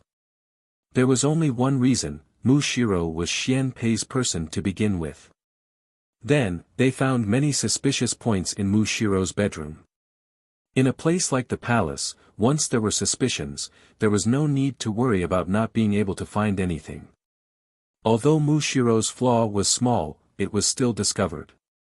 As a result, almost everyone was certain that Mu Shiro was Xian Pei's person. Mu Shiro was Xian Pei's person, and Mu Shiro was related to the 13th prince. Then why did Zhao Jin come to deliver something to Dong Yinger and inadvertently poison the emperor? This matter was a mess, and almost no one could figure out what was going on, making it even more confusing. But at this time, someone stood up and said that she knew the truth and wanted to defend the emperor. This person was the 13th prince, Xian Pei's personal palace maid, Chao Yang. Chao Yang knelt in front of Empress Dowager Ida and kowtowed. This servant knows what is going on. Mu Jiaoyi was originally His Highness's person. His Highness wanted to seize the throne, so he gave Mu Jiaoyi poison and let her take the opportunity to poison His Majesty's medicine. However, Mu Jiaoyi rarely served His Majesty and was always protected by Dong Shui. There was no chance to do so. Chao Yang paused and looked at Empress Dowager Ida before continuing timidly, then it was because of Hong and Junju. Hong and Junju and His Highness have long formed an alliance, but now that Hong and Junju's life is uncertain and His Highness urgently needs to act, Hong and Junju's brother, General Jiang, thought of a way. General Jiang's fiancée is Miss Xiao, and Miss Xiao and Dong Shui are close friends. He wanted to use this opportunity to send 2 old ginseng. Dong Shui wholeheartedly cares about His Majesty and will certainly be reluctant to give up the 2,000-year-old ginseng. He will send the ginseng to the medicinal cuisine together with His Majesty's medicine. Chao Yang kowtowed and said with a fearful expression, "After this servant knew about this, I felt very uneasy. However, this servant's words carry little weight, and I was afraid that no one would believe me. So I hid it, thinking that perhaps they wouldn't be so bold. I didn't think that it would really happen. This servant has been living in fear day and night, and now I can't bear it anymore." Empress Dowager, that Miss Xiao was also used. In fact, the one who really wanted to kill His Majesty was General Jiang, no, His Highness. Chao Yang finished speaking in one breath and kowtowed several times on the ground until blood began to seep out of his forehead. Xian Pei and Xian Li were both standing there. When Xian Li heard this, the shock on his face did not diminish. He looked at Xian Pei and said, 13th younger brother, you. Did you really do it? 8th brother really hurts my heart, Xian Pei said unhurriedly. We are blood brothers, but you would rather believe a lowly palace maid and start suspecting me. Naturally, this matter was not done by me. Empress Dowager Ida did not say anything, only silently looking at the 2 of them. Inside the room, Mu Shiro's expression was surprisingly calm. The imperial guards outside were all waiting to the side, waiting for the order to take Mu Shiro down. No matter what, there was no doubt that the same poison as the one in the old ginseng had been found in her bedroom. Just based on this, Mu Shiro could forget about escaping from this matter. Empress Dowager, this servant's words are absolutely true. This servant did not speak nonsense. This matter concerns His Majesty's life and death. Even if this servant had 100 times more courage, this servant would not dare to speak nonsense. Chao Yang kowtowed again and again. This servant has now spoken the truth. I no longer hope to live, but only hope to have peace of mind. When I go to the underworld, I will have the face-to-face father and mother. She first said that she was ready to die. When a person was about to die, their words were also kind. This was a convincing reason. Dong Yinger stood to the side, covering her mouth. Her expression was distressed and uneasy. She only muttered, "How could it be like this, how could it be like this?" She suddenly looked angrily at Xian Pei. His Majesty was so good to you, why did you harm His Majesty like this? 13th Prince, your heart is simply like a snake or scorpion. Xian Pei laughed. In the face of all the evidence against him, he actually looked very calm. That's right, Dong Shui. Imperial father was so good to me, why would I harm him? How could you listen to the nonsense of a little palace maid? She is your personal palace maid. Dong Yinger said, why would she frame you for no reason? That's right. I also want to know. Why would she frame me for no reason? Xian Pei smiled as he looked at Chao Yang kneeling on the ground. Chao Yang was usually smart and clever. She had face in front of Xian Pei so everyone in the palace knew that she was Xian Pei's chief palace maid. At this moment, Xian Pei casually asked, Chao Yang, this prince also wants to ask. This prince has always treated you well. Why would you frame this prince? I'm not framing your highness, I'm not framing your highness. Chao Yang shrank back in fear, as if he was extremely afraid of Xian Pei. However, upon closer inspection, he realized that his fear was fake and not very real. However, no one saw the look in her eyes. Their attention was attracted by Chao Yang's words. Chao Yang said, "Your Highness, you want to seize the throne, but you can't kill His Majesty. That would be akin to killing a father and a king. This servant is too scared, this servant is too scared, huh?" Xian Pei laughed with interest. "That's strange. I am Imperial Father's son. Perhaps Imperial Father will hand over the world to me in the future. It's mine to begin with, so why would I want to take it away?" His words had a profound meaning. Xian Li's eyes flashed and Empress Dowager Ida frowned. Xian Pei continued, "Of course, Imperial Father may hand over the world to eighth brother. However, little Chao Yang," he smiled brightly, "Imperial Father has never revealed who he wants to hand over the world to. I do not know and eighth brother does not know. Do you know?" Chao Yang was stunned. She looked at Xian Pei with shock and fear. That delicate youth's smile was bright and beautiful. He looked like an elegant young master casually riding a horse. It was originally the warmest smile, but at this moment, there was a deep and bottomless coldness that chilled one's heart. Xian Pei said, "Chao Yang, are you saying that Imperial Father already wants to hand over the world to eighth brother? I was unwilling to accept this, so I committed the crime of regicide. This prince wants to know how you know Imperial Father's decision. Then where is the Imperial edict that Imperial Father wants to appoint eighth brother? Since you know, then don't hide it. Take it out and let me see."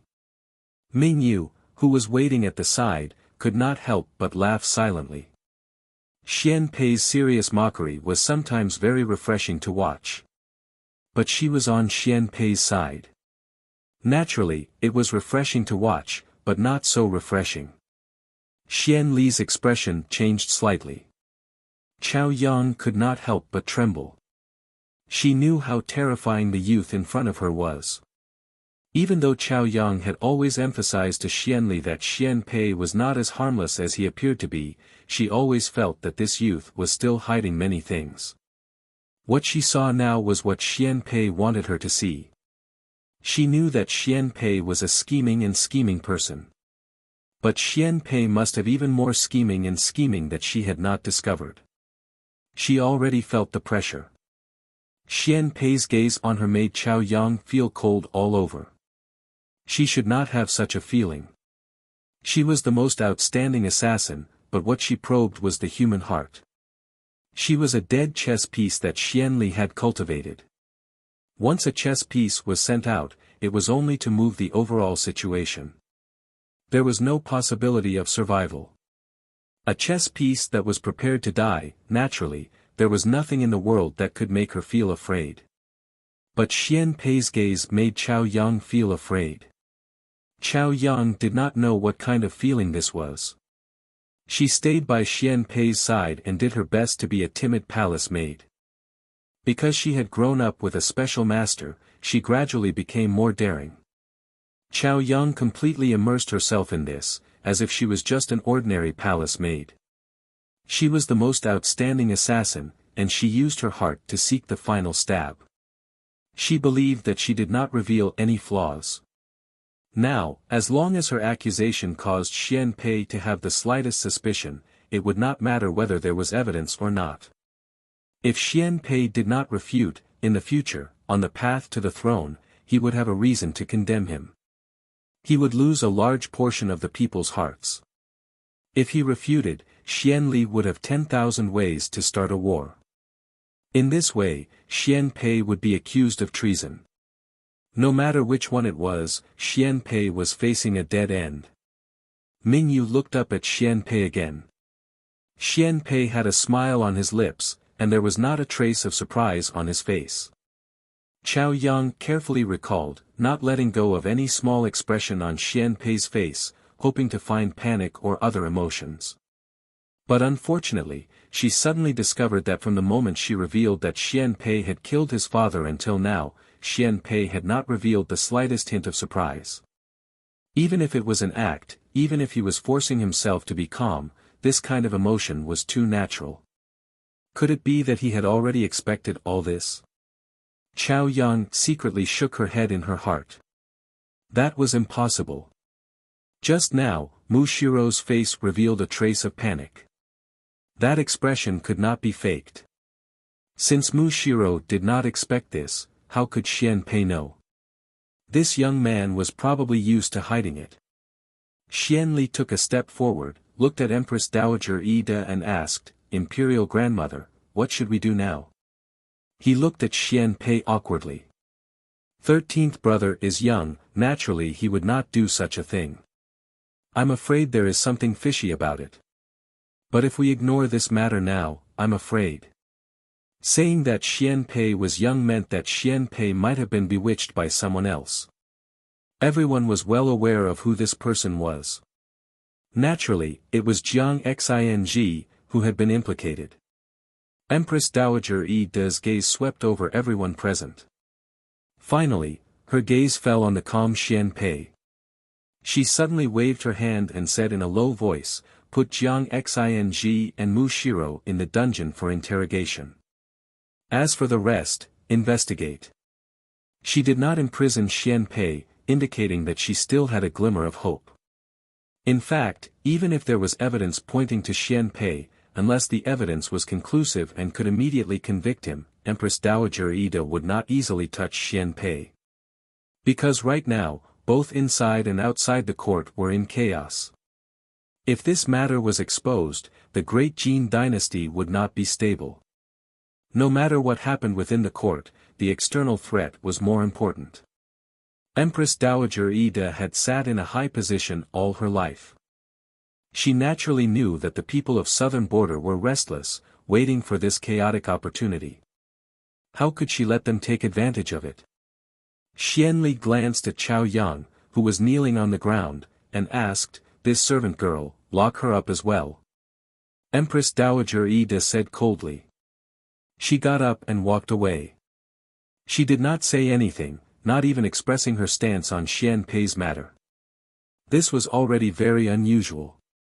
But Empress Dowager Ida usually did not have any set rules, and no one could guess her thoughts. Compared to guessing Empress Dowager Ida's thoughts, everyone was more willing to watch Xian Pei's show. Xian Li walked to Xian Pei's side inside. 13th brother, you are really unlucky. On the surface, he had the expression of a good elder brother fighting for his younger brother. From afar, it really looked like a scene of deep brotherly love. However, there was a hint of provocation in his words, as if he was mocking a loser. Although Empress Dowager Ida did not express her stance on Xian Pei's matter, Xian Pei would probably be under house arrest in the future. This was not a good thing for a prince. Once he was under house arrest, he could only communicate with the court officials and knew nothing about the outside world. During the days of house arrest, the outside world could undergo earth-shaking changes. Becoming a deaf, blind, and crippled person in the palace was too passive. Why does 8th brother say that? Xian Pei asked curiously. My luck has always been good. At first, I thought my days were over. I didn't expect Imperial Father to think highly of me. He smiled slightly. Master Huiju read my fortune and said that my life is a path of happiness after suffering.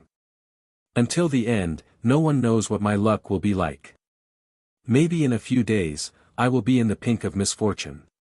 Xian Pei did not take Xian Li's words to heart. It seemed that he was deliberately provoking Xian Li. Xian Pei's ability to anger people to death was never to be underestimated. Even the patient Xian Li's eyes flashed with anger, but he quickly calmed down. He also smiled. If that's the case, then I wish 13th brother good luck. There was not only one person in the palace who was worried about this. Even Lu Min, who had been silent for a long time, was deeply worried. Feelings for Jiang Ruan were a taboo. On the day she married someone else, Lu Min knew that he and this woman were not fated to be together in this life. He longed for Jiang Wan to live well, but when he saw her and Xiao Xiao's deep love for each other, his heart ached. However, Lu Min was a person who restrained himself. He knew that since he could not obtain it, it was also good to forget. Lu Min knew that Jiang Wan and Xian Pei had always had a good relationship. Since the emperor appointed him to be Xian Pei's tutor, Lu Min had been doing his best to teach him everything he knew. Originally, when he was the crown prince's tutor, the crown prince was ignorant and incompetent. Indeed, he did not know much about literature, which made it difficult for Lu Min to deal with him. However, the 13th prince, Xian Pei, was different. At first, because of his relationship with Jiang Wan, Lu Min saw him in a different light.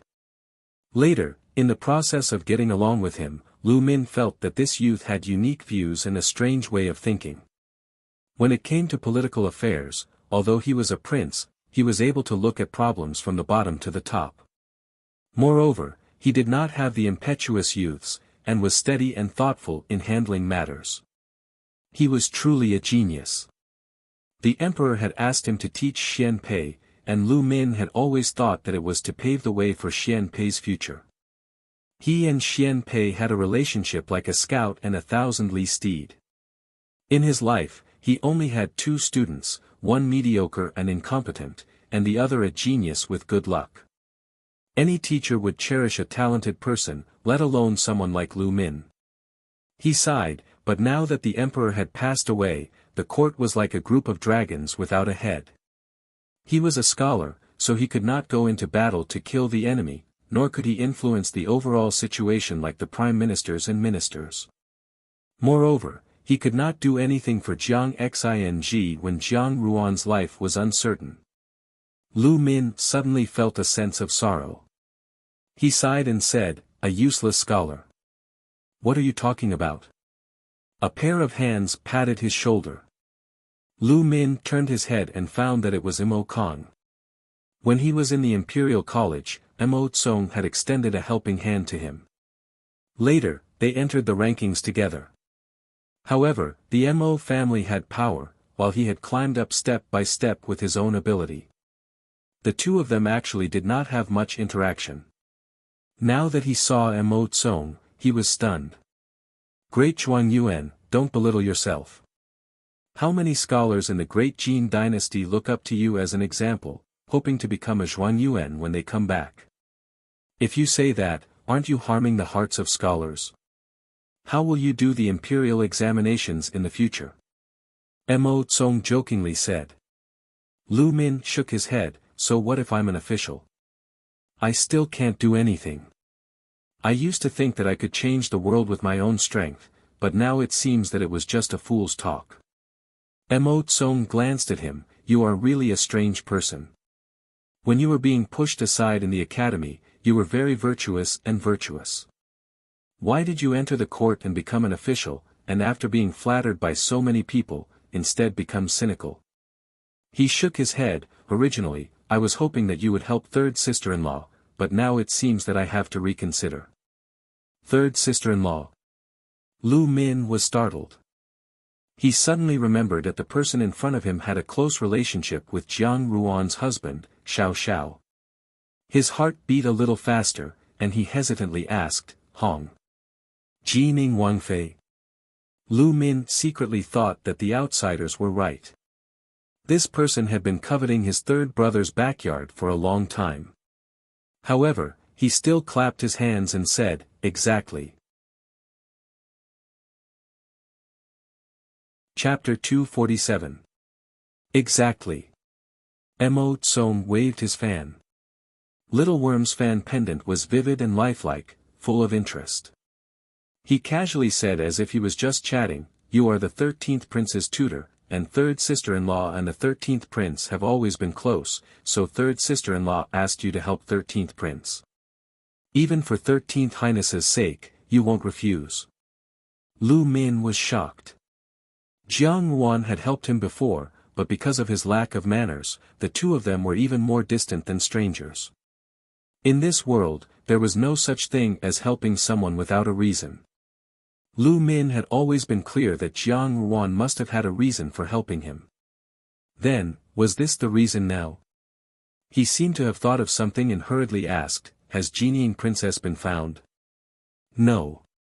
Mo Tsong shook his head, 13th Highness is currently unable to get away. The situation outside is chaotic, and the entire court is not calm. This was what third sister-in-law had expected before the accident. She even predicted that something would happen to her. Before the accident, she had instructed me that if anything were to happen, I must come to Grand Tutor for help. Lu Min's heart was filled with an indescribable feeling. Jiang Ruan trusted him so much. What he was about to do now must be very important. Jiang Ruan trusted him so much. Lu Min was a man of principle. Even though he was an official in the imperial court, he had never gone against his principles. Therefore, everyone in the court knew that he was the most upright. But Lu Min had known a long time ago that Jiang Ruan was not a good person. Some of her methods were even very sinister. What he was doing now was probably not something honorable. But that hesitation only lasted for a short moment. Soon, Lu Min said, "Okay." This time, it was Mo Tsong's turn to be surprised. Today, he had been entrusted to find Lu Min. In fact, he was uncertain because everyone knew that Lu Min's temper in the court was the most stubborn. Even though he knew that Lu Min had an unusual affection for Jiang Ruan, Lu Min was not a person who would betray his principles because of personal feelings.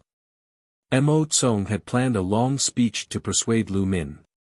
He did not expect Lu Min to agree so easily, which surprised him. Then he hesitated for a moment and asked with a smile, "Grand Tutor Lu, don't lie to me. Is your answer sincere? I know what you're worried about." Lu Min looked at him and said, "I'm serious about this." "Why?" Mo Tsong also put away the playful expression on her face and said, "With your character, you won't agree so easily." "I will repay your kindness," Lu Min said faintly. Mo Tsong looked at him thoughtfully. After a long time, he seemed to understand the meaning behind Lu Min's words. After a long time, he nodded and said, "All right, I believe you. It's just that there are too many people in the palace. Tonight, I'll take you to see someone." After saying this, Mo Tsong patted Lu Min's shoulder comfortingly, turned around, and left without stopping. From an outsider's point of view, it looked like Mo Tsong had run into the desolate Lu Min on the road, and had gone over to comfort him out of their friendship as schoolmates. A long time after Mo Tsong left, Lu Min looked at his palm in a daze. What could it be that she needed his help with? He knew of Jiang Ruan's abilities, and the current situation was disadvantageous to Jiang Ruan's side. Could she really turn the tide? And the hands she wanted to borrow were his own. As an incompetent scholar, could he really do it? Lu Min slowly clenched his fists, and the dazed look in his eyes gradually began to fade.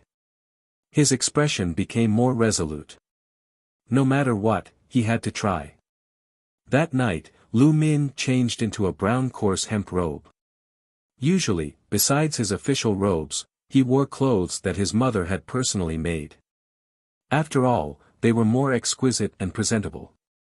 Now that he was wearing a hemp robe, it was as if he had returned to the time when he was still a scholar from a poor family. His heart was filled with emotions. Compared to other people, who had many pairs of eyes staring at them from outside the Fu, Lu Min was extremely safe. Firstly, he was a grand tutor, and did not have any real power. Secondly, his temperament was obvious to all, and it was impossible for him to collude with anyone. Such a person was a loner, and there was nothing to be threatened about him. Lu Min went out on his own, and there was nothing worth following. He arrived at a remote tavern. There was a back hall in the tavern, and on the second floor of the back hall, there was a single room. When he walked to the door, he saw Mo Tsong waiting outside. His eyes brightened, and he said, "You've come. All right, go in." Lu Min did not know who was inside, and Mo Tsong pushed him in. Mo Tsong said, "Third brother, fourth brother, the person has arrived. I'll go out first." Then, he pulled on Lu Min's sleeve, and without waiting for Lu Min to say anything, he closed the door. Lu Min then looked up at the person sitting in the room. The room could not be considered spacious, but it was not small either. It looked like an ordinary guest room in a tavern. There was one person sitting at the table, and another person standing by the window. The person sitting in front of the table was dressed in a luxurious purple robe. He had a handsome face and looked somewhat familiar, but Lu Min could not recall where he had seen him before. When the person saw him looking over, he stood up and greeted Lu Min, "Grand Tutor Lu." When he made this proper gesture, Lu Min remembered that this person was also a colleague in the court. His name was Chi Feng, and his rank was mediocre. He did not enter the palace for many years, and Lu Min did not see him often. Moreover, Chi Feng used to always have a small beard, which looked quite unique. Who knew that his beard had been cut, and Lu Min did not recognize him. He also returned the greeting, and said, "Chi Darren." Then, he looked at the person in front of the window. Lu Min was very familiar with this person. He was only wearing a black and gold brocade robe, and his posture was tall and straight. He was leaning against the window and playing with a dagger in his hand. His facial features were beautiful beyond compare. If it was not Xiao Xiao, who else could it be? Lu Min suddenly remembered some old things. He had also seen Xiao Xiao before. When he first entered the court as an official, he had already heard all kinds of Xiao Xiao's deeds from the mouths of the people. Naturally, he knew that this Jinying Wang Fu was a house of rebels and traitors. Later, when he saw that Jiang Wan and Xiao Xiao had a dispute, he had tried to persuade Jiang Wan, hoping that she would not throw herself into it. In fact, in the end, his words did not have any effect. Even at that time, it was already clear that the relationship between Jiang Wan and Xiao Xiao was not shallow. He was afraid that they had already known each other for a long time. Regarding Xiao Xiao, Lu Min had always had a complicated feeling. He knew that the emperor trusted this person, but he had some doubts about this person. However, later, when he saw that Xiao Xiao treated Jiang Wan with sincerity and care, it seemed that those unreconciled feelings had slowly dissipated. But even so, in front of this young man, he still gave birth to a kind of embarrassment. It was the embarrassment of facing a winner. Xiao Xiao did not look at Lu Min. He concentrated on playing with the dagger in his hand, as if there was only one thing in front of him. But when he looked carefully, he felt that he was not looking at the dagger at all. There was nothing in his eyes. Chi Feng coughed lightly and interrupted Lu Min's gaze. He smiled and said, "Grand Tutor Lu, please sit down." Lu Min withdrew his thoughts. Seeing that Chi Feng did not mean to call Xiao Xiao, he understood that this was just a conversation between the two of them. At least, it was not a face-to-face communication with Xiao Xiao. He did not know why he was relieved. Then he sat down and looked up at the man in purple in front of him. "Did you ask me to come over?" "Yes." Chi Feng smiled slightly. He picked up the teapot on the side and poured a cup of tea for Lu Min. "You don't have to be surprised. I think Mo Tsong told you before that I asked Grand Tutor Lu to come over. To be honest, I have a request." After a pause, he continued, "And this matter was brought up by the third sister-in-law." Lu Min's expression did not change, but she could not help but be surprised. She was not very familiar with Chi Feng, but she also knew that Chi Feng was as inconspicuous as his official position in the court. Such a person did not even have the power to affect the overall situation. Naturally, he would not enter the eyes of the people who were fighting for the throne. Who knew that Chi Feng's statement not only showed his relationship with Mo Tsong and Jinying Wangfu, but also revealed a message. This Chi Feng was not a simple person. Such a not simple person was in the court, but there was no movement for many years. He endured being a mediocre official. Was there any purpose in this? Lu Min was not a bookworm. She had heard some usurpation of power in the previous dynasty. She could not help but be a little surprised. Could it be? Did Xiao Xiao want to establish himself as the king? Jinying Wangfu had always been known as a rebel. If he established himself as the king, it would not be a disgrace to this reputation. But if this was really the case, Lu Min had already made up her mind. He would never help the evildoer and become an accomplice to usurp power. Seeing that Lu Min's face was becoming more and more unsightly, Qi Feng seemed to have guessed what he was thinking. He smiled and said, "Grand Tutor Lu, do you know what the current situation is in the court?" Without waiting for Lu Min to speak, he said, "His Majesty passed away suddenly. The Empress Dowager is old. The country cannot be without a ruler for a day. The Master of the World will one day sit on the throne. Now, there are only two princes, the 8th prince and the 13th prince. These two princes are equally matched." Lu Min said coldly, "What do you want to say?" The meaning of Qi Feng's words was clearly to discuss the issue of the great Jin dynasty's ruler. This was treason. Lu Min could almost conclude that what Qi Feng was going to say next must be related to the fight for the throne. Thinking of this, he glanced at Xiao Xiao, who was leaning against the window. He could not help but feel anger rising in his heart. Xiao Xiao thought like this, but he did not think about Jiang Ruan's position. For a beautiful woman to live in this world, it was easy to provoke trouble if she was not careful. At first, because of Xiao Xiao, Jiang Ruan had the reputation of climbing up to a high branch. Now that Xiao Xiao was doing this, did he want that woman to be denounced as a demoness who brought disaster to the country? Since he married someone else, why did he not take good care of her? Why did he ruin her? Qi Feng smiled slightly and said, "I want to know Grand Tutor Lu's opinion. Between the 13th prince and the 8th prince, based on Grand Tutor Lu's vision, who is suitable to be the future crown prince of the great Jin dynasty?" Lu Min said, "This matter is not up to me to comment. How could he be allowed to speak in the royal family's fight for the throne?" What's more, Lu Min was now full of vigilance against Qi Feng. Every word that Qi Feng said, Lu Min had to carefully consider. Grand Tutor Lu is a straightforward person, but with Grand Tutor Lu's status and official position, it is not difficult to be a mediocre person. But in this world, as long as one is talented, who does not hope to achieve great things? As a subject, assisting the emperor is his duty, and it is also a long-cherished wish of a lifetime.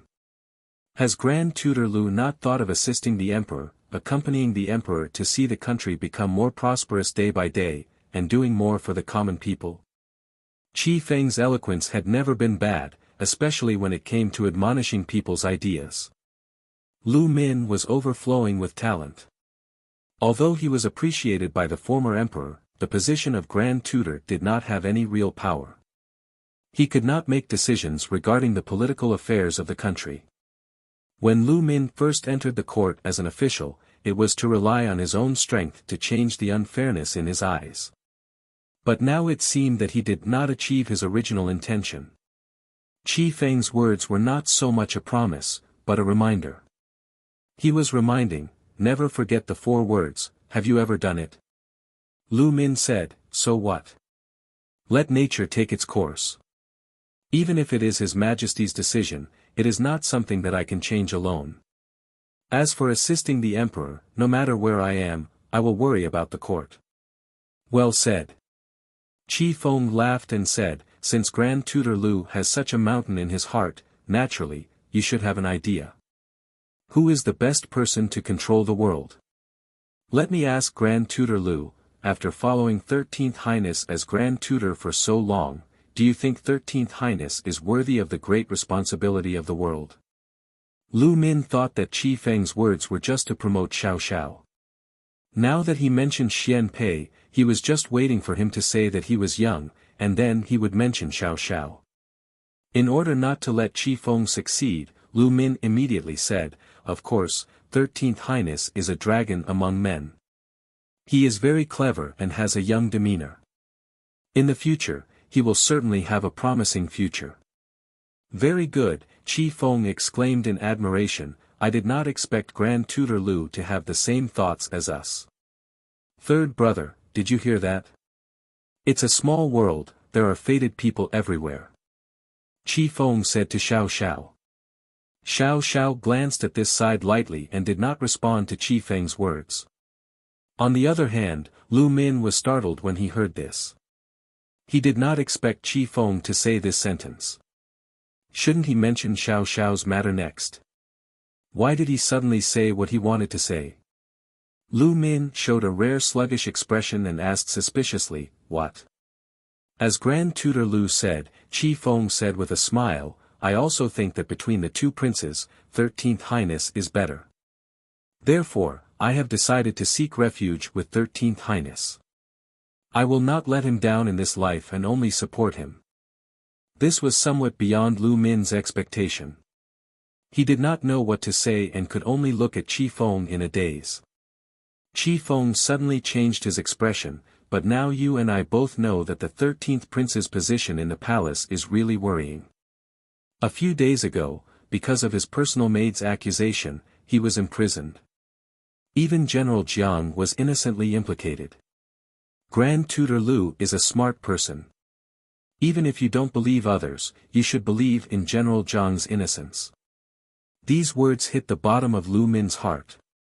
If it was Xian Pei, he might not doubt it, but it was absolutely impossible for Jiang Xing to order people to murder the former emperor.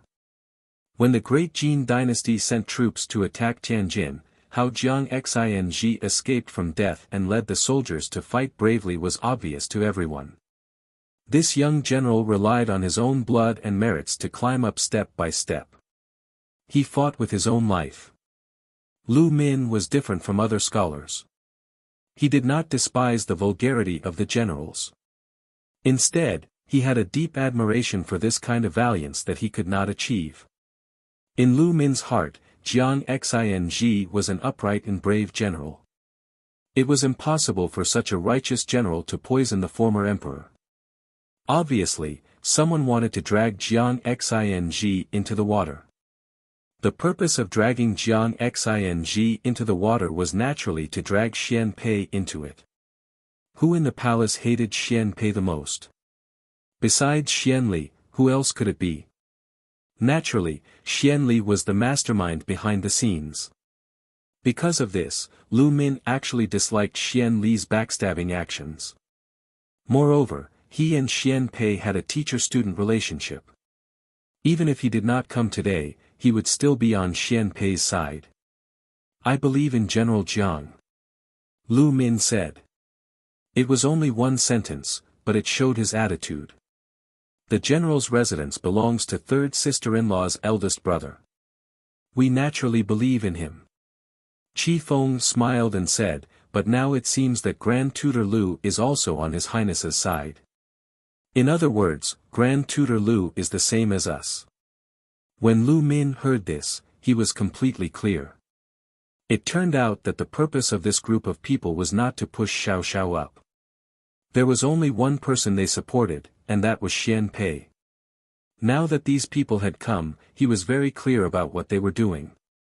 They wanted to pull him into Xian Pei's camp. Lu Min could not help but want to smile bitterly in his heart. What was the use of him expressing his position? What was the use of pulling him into this camp? One had to know that he was just a scholar without the strength to truss a chicken. He was a grand tutor without real power.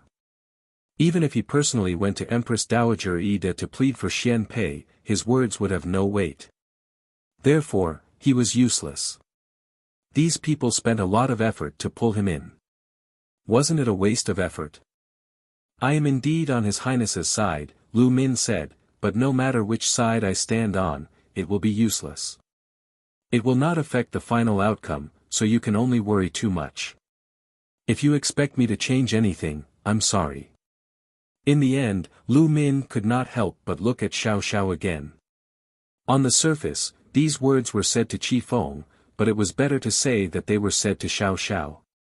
Qi Feng obviously listened to Xiao Xiao. Today, Qi Feng's solicitation was actually Xiao Xiao's intention.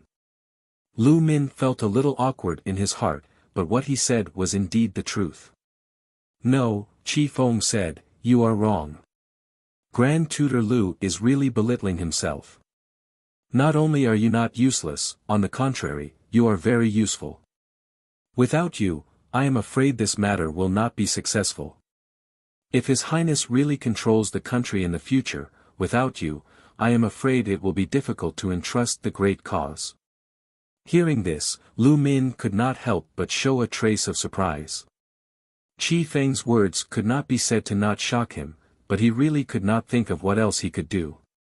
He could not help but say to Qi Feng, I am just a grand tutor, before being a grand tutor, you are first a scholar.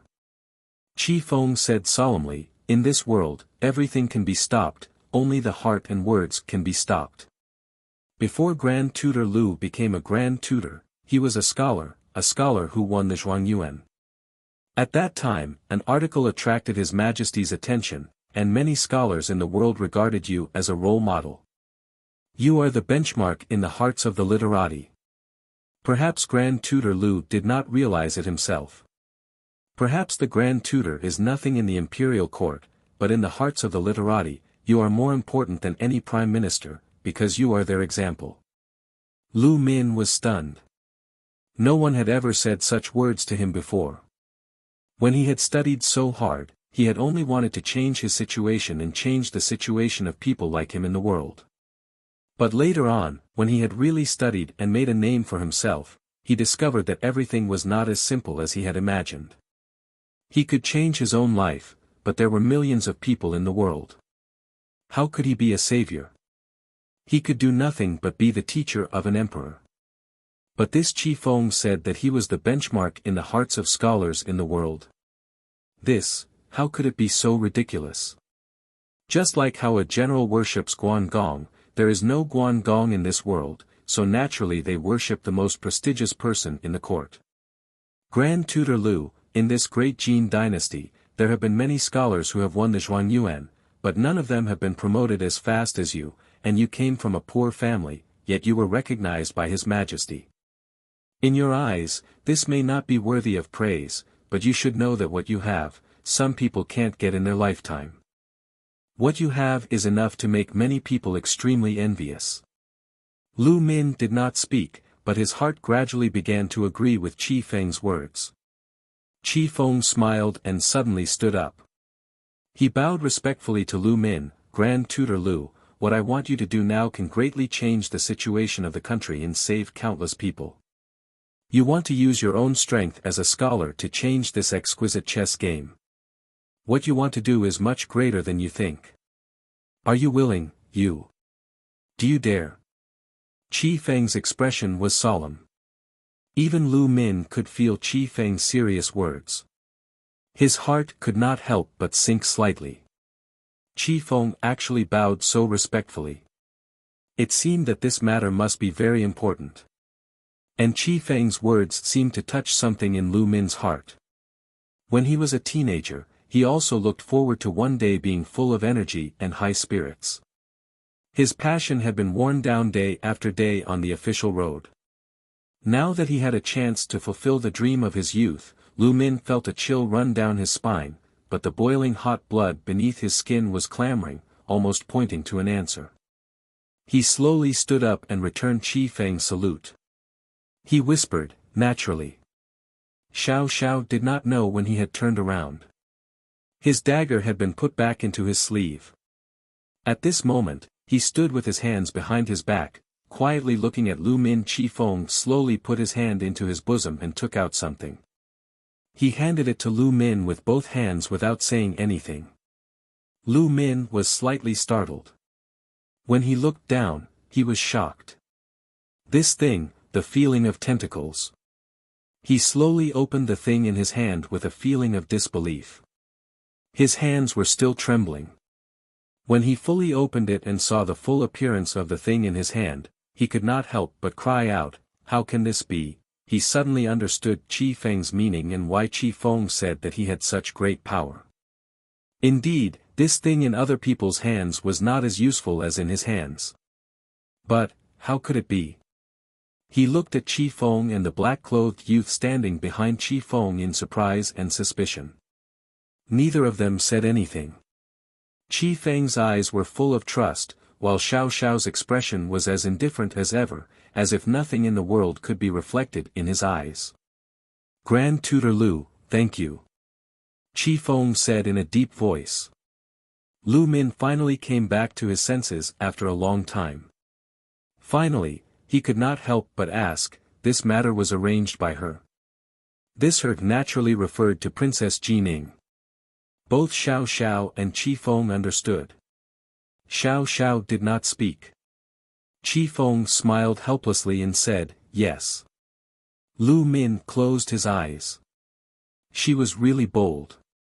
It turned out that all of this was under her control. It seemed that now her life and death were unknown. It should be just a play. She should be safe, she was so smart. Lu Min breathed a sigh of relief. He did not know why, but at this moment, he did not feel deceived at all. He just sighed a little. This woman was so beautiful and had great wisdom in her heart. She quietly played with the whole country in the palm of her hand. It was a pity. Someone else had beaten them to it. Lu Min put away the reverie in his heart. He raised the thing with both hands and nodded to Qi Feng, I will do my best. Thank you. Qi Feng smiled slightly and looked out of the window, it is not convenient to stay here for a long time. Grand Tutor Lu, please go back first. This thing will be left here for the time being. When the time is right, I will naturally hand it over personally. As for the rest of the matter, Grand Tutor Lu is a smart person and knows what to do. I will not interfere. Lu Min nodded slightly again. Qi Feng knocked on the table. Mo Tsong, who had been eavesdropping outside for a long time, immediately broke the door and looked at Lu Min with a smile, it's okay. I will send Grand Tutor Lu downstairs and pick a few secret guards to protect Grand Tutor Lu's safety. After Mo Tsong and Lu Min left, Qi Feng sighed. The confident look on his face suddenly disappeared without a trace. Xiao Xiao walked to the table and sat down. Qi Feng looked at him and said, it's really hard to deal with this person. I was really afraid that he would not agree just now. Even if he pretended to be calm, only Qi Feng himself knew how difficult it was to persuade a stubborn person. He did not expect Lu Min to agree so readily. Qi Feng was also a little surprised. If he did not believe in the character of this grand tutor, he would really doubt whether there was any conspiracy in it. Xiao Xiao looked down at the teacup in front of him and did not speak. Qi Feng looked at it and thought for a moment, then suddenly said, are you jealous? Are you jealous? Grand Tutor Lu is so straightforward today because of third sister-in-law. Why? Third sister-in-law, are you not happy? Xiao Xiao was a strong man. Anyone who saw his wife being remembered by a strange man would not feel good, especially a possessive man like Xiao Xiao. After Qi Feng became serious, he could not help but have a mischievous thought. He wanted to tease Xiao Xiao. Who let Xiao Xiao always have a cold face? During this period of time, it was hard for him. You talk too much. Xiao Xiao whispered. Chapter 248. No matter how big the waves in the capital were, in the courtyard where Jiang Ruan was located, not a single whisper could be heard. The mute servant did not know how to speak. Apart from the big white dog that covered her, there was only the flesh and blood in her belly that accompanied her. As the days passed, Jiang Ruan could feel that her lower abdomen was slightly bulging. Even if she touched it with her hands, she could still feel the distinct bulge. Nowadays, she wore loose clothes every day. Apart from the mute servant, no one saw her, so she had not been discovered for the time being. However, this was not the way to go on. As time passed, it would become more and more obvious. Moreover, the mute servant was definitely not the only person she would come into contact with. Therefore, the longer the days passed, the more danger she would be in. Completely isolated from the outside world, she had no idea what was going on outside. It was not that Jiang Yuan was not anxious. Now, she only wanted to protect the child in her belly. As for other matters, they had to be considered on the basis of ensuring the child's safety.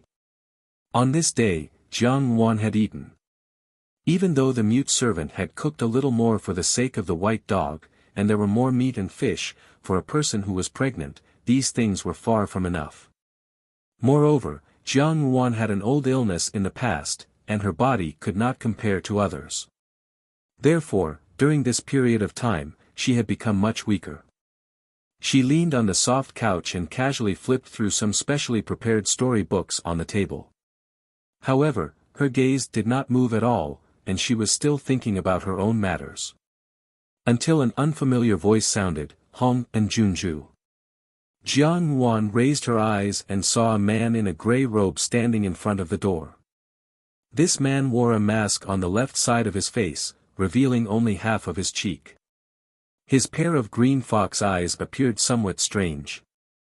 If this person was not Yuan Chuan, who else could it be? Jiang Yuan was slightly startled. Now that she was pregnant, her reactions had become more and more sluggish. She did not even know when there was an additional person in the room. She did not stand up, but leaned motionlessly on the couch. The wide front hem of her clothes was just enough to completely cover the bulge in her lower abdomen. Yuan Chuan slowly walked in with a smile on his face. Because only half of his face could be seen, it seemed exceptionally strange. He minded his own business and sat down on the wooden chair in front of Jiang Yuan. Unruffled and unruffled, he said, "It's been a long time since we last met." Junju has become much more haggard.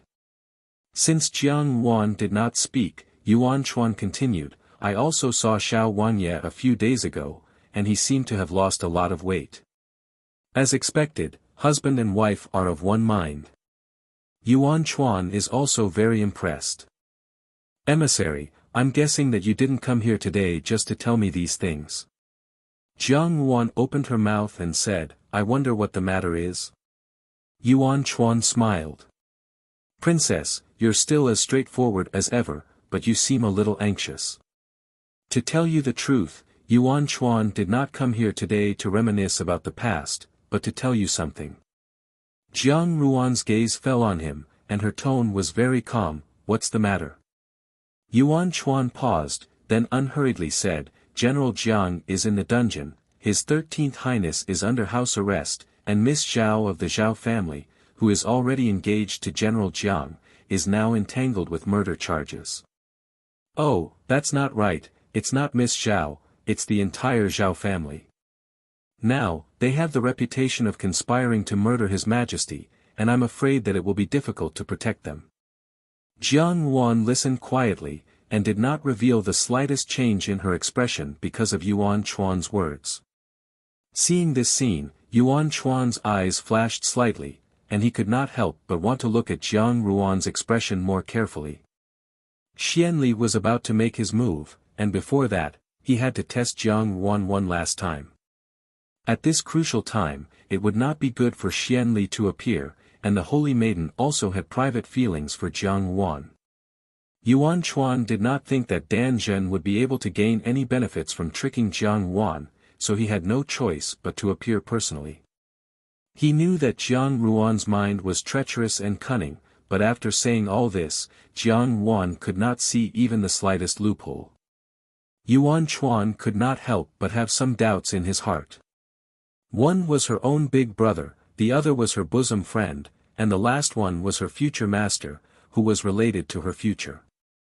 No matter what, Jiang Yuan should not be so indifferent in front of him. However, Jiang Yuan had always known how to control her own emotions, and perhaps now, she was merely pretending to be a pig to eat a tiger. "Envoy," Jiang Yuan opened her mouth as Yuan Chuan's mind flashed. She said, "Now, I should call you the envoy of the southern Xinjiang.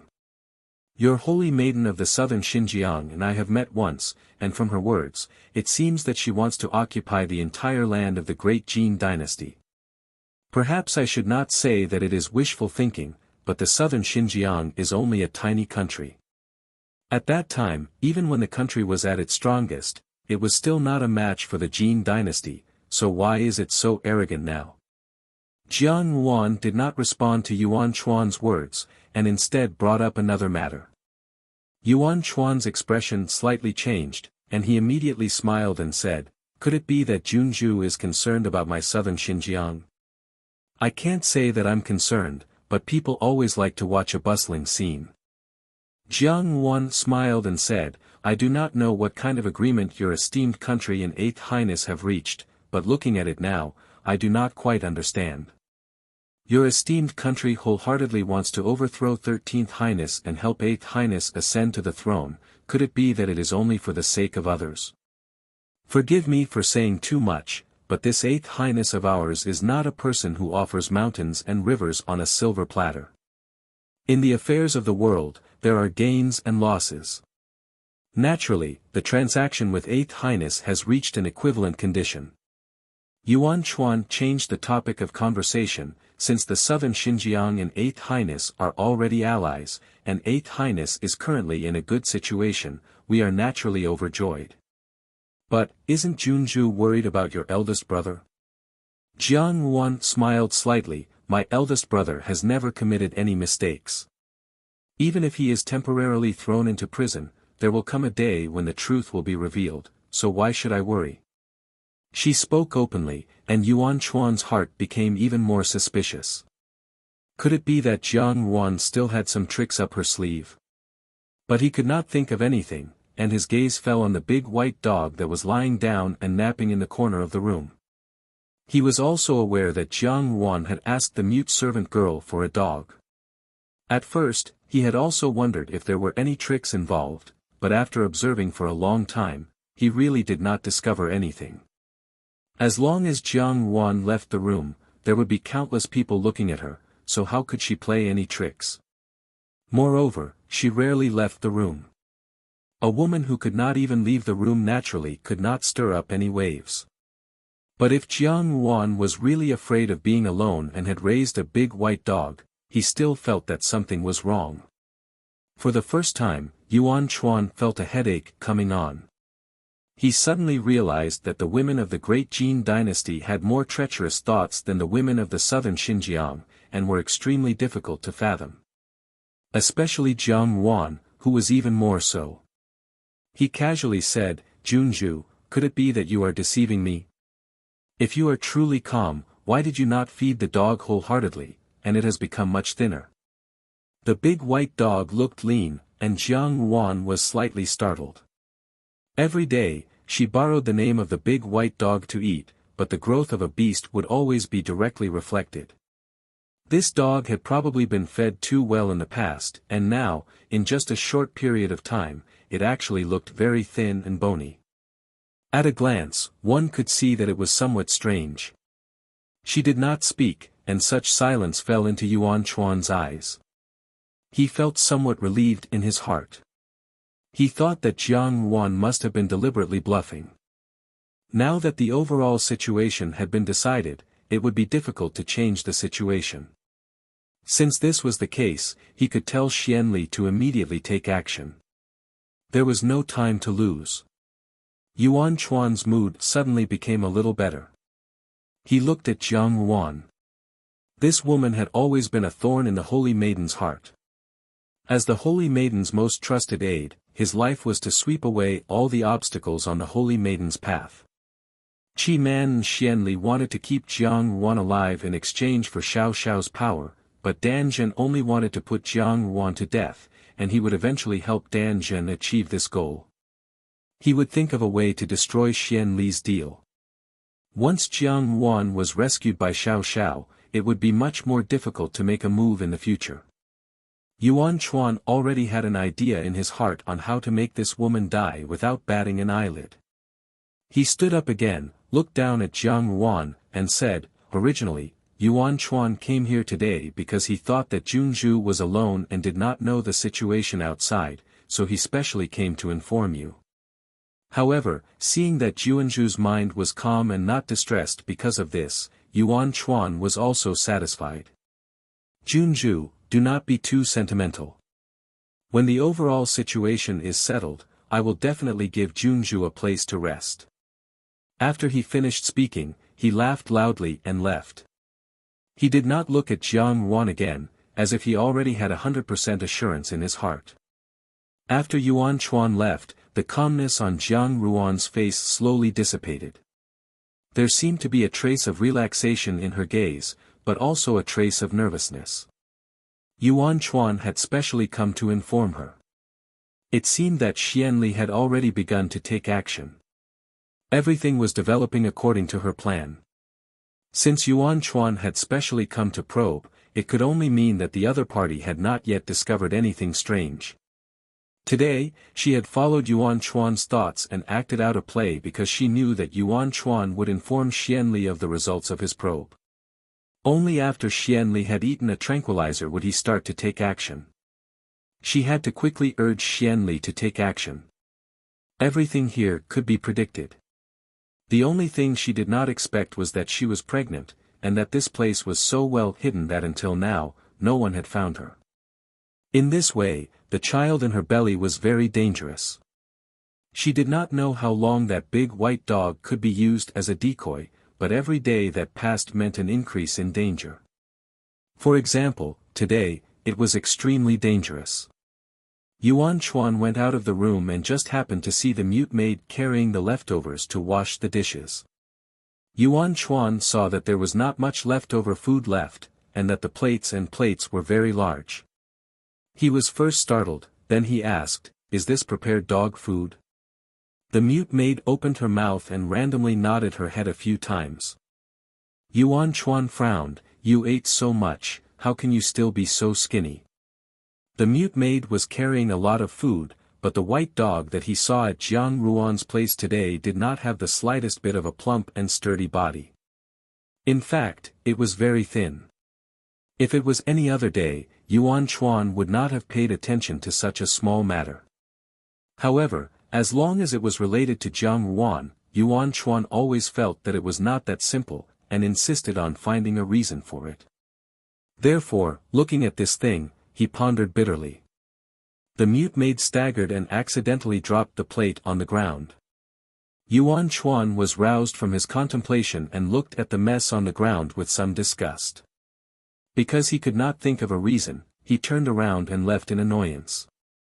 In Jining Wang Fu, Xiao Xiao had changed into an official's robe. Because he did not usually attend court, and most of the time he was outside, he did not wear the official's robe much. Thus, the robe was still very new. The qilin embroidered with golden thread was very mighty.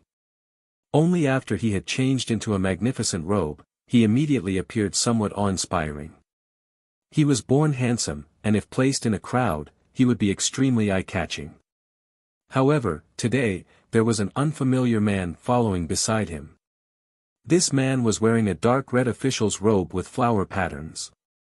The style of the official's robe appeared somewhat old-fashioned, as if it was a style from many years ago. However, this man did not seem old-fashioned in the slightest. Instead, he had the mellow fragrance of aged wine. This was an extremely handsome middle-aged man. Even now, his facial features were extremely distinct, not to mention the elegant demeanor he had when he was younger. He seemed to have the elegance of a scholar, but also seemed to carry a bit of unruliness and elegance. He gave off a feeling of a mixture of maturity and youth. The man looked at Xiao Xiao and said, "Master, let's go." 2 horses were tied side by side on a wooden peg outside the fu. One was jet black, the other was snow white. Xiao Xiao flipped over and leaped onto the jet black horse, while the man naturally leaped onto the snow white horse. The 2 whipped their horses and rode away. On the roof behind the fu's door, Jin San spat out the grass he was chewing in his mouth with a "pei" sound. He said, "I didn't expect Butler Lin to be such a handsome man. I had originally thought that he was talking nonsense." Jin Si shook his head, "You can't judge a book by its cover. When this person is serious, he looks somewhat unfamiliar." These days, in Jining Wang Fu, almost everyone had noticed the changes in Butler Lin. He was becoming younger and more handsome with each passing day. In this world, other than changing one's appearance, there was probably no other way to make someone look good.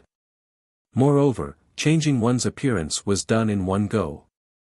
There was no such thing as progressing step by step. However, the embroidered uniform guards had been roaming Jianghu for many years. Each and every one of them were experienced and knowledgeable. After looking for a while, they could see the knack of it. It could be assumed that Butler Lin had taken some medicine to make him look old and ugly, concealing his appearance. Now, it was probably because he had taken the antidote that he had gradually returned to his original appearance. After searching for so long, he has finally found the antidote. He should be very happy. Jin San sighed. Now, no one will doubt his claim that he is a handsome man. From ugliness to beauty, it was likely that everyone would feel happy. Who would complain about their good looks? Butler Lin was also a person who paid attention to his appearance. In the past, when he still had that appearance, he would often criticize his own appearance. Now that he had a face that complemented his clothes, wasn't it a joyous thing in life? That's not necessarily true. Jin Si shook his head. For so many years, he has obediently disguised himself as a butler. It's possible that he doesn't know that he has a way to recover his appearance. It's just like how we have to conceal our identities when we go out on missions. Butler Lin has probably done this to conceal his own identity.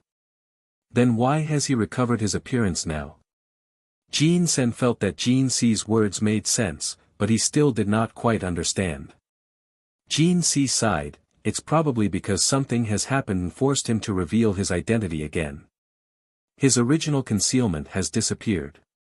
Didn't you notice that Old Lin's character is becoming more and more unlike Old Lin? Jin Si propped his head up with his hands and lay down. Old Lin will soon be gone from Jinying Wangfu. The original Old Lin was gone.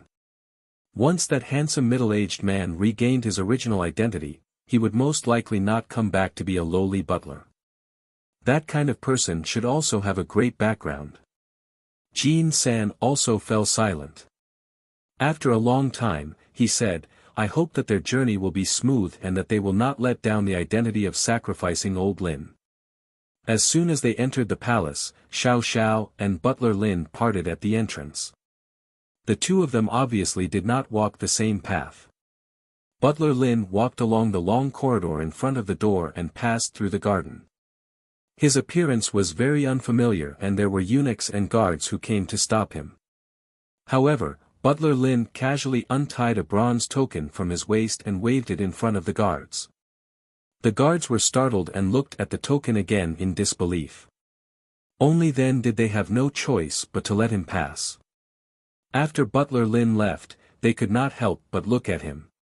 A young eunuch who was curious stepped forward and asked impatiently, Big brother, what did that person look at with you just now? Why did you let him pass? His face is obviously very unfamiliar. What do you know? The guard hurriedly urged him to lower his voice and replied, the token in his hand is the pass of Crown Prince Hongxi. There were only 2 passes and I've only seen one of them once. Eunuch Li has one, but after Crown Prince Hongxi left, Eunuch Li has never taken it out to use. I didn't expect to see it today. Speaking up to this point, the guard also felt a little strange. But who is that person? He actually has such a thing. He looks very familiar with the palace and doesn't seem like a stranger.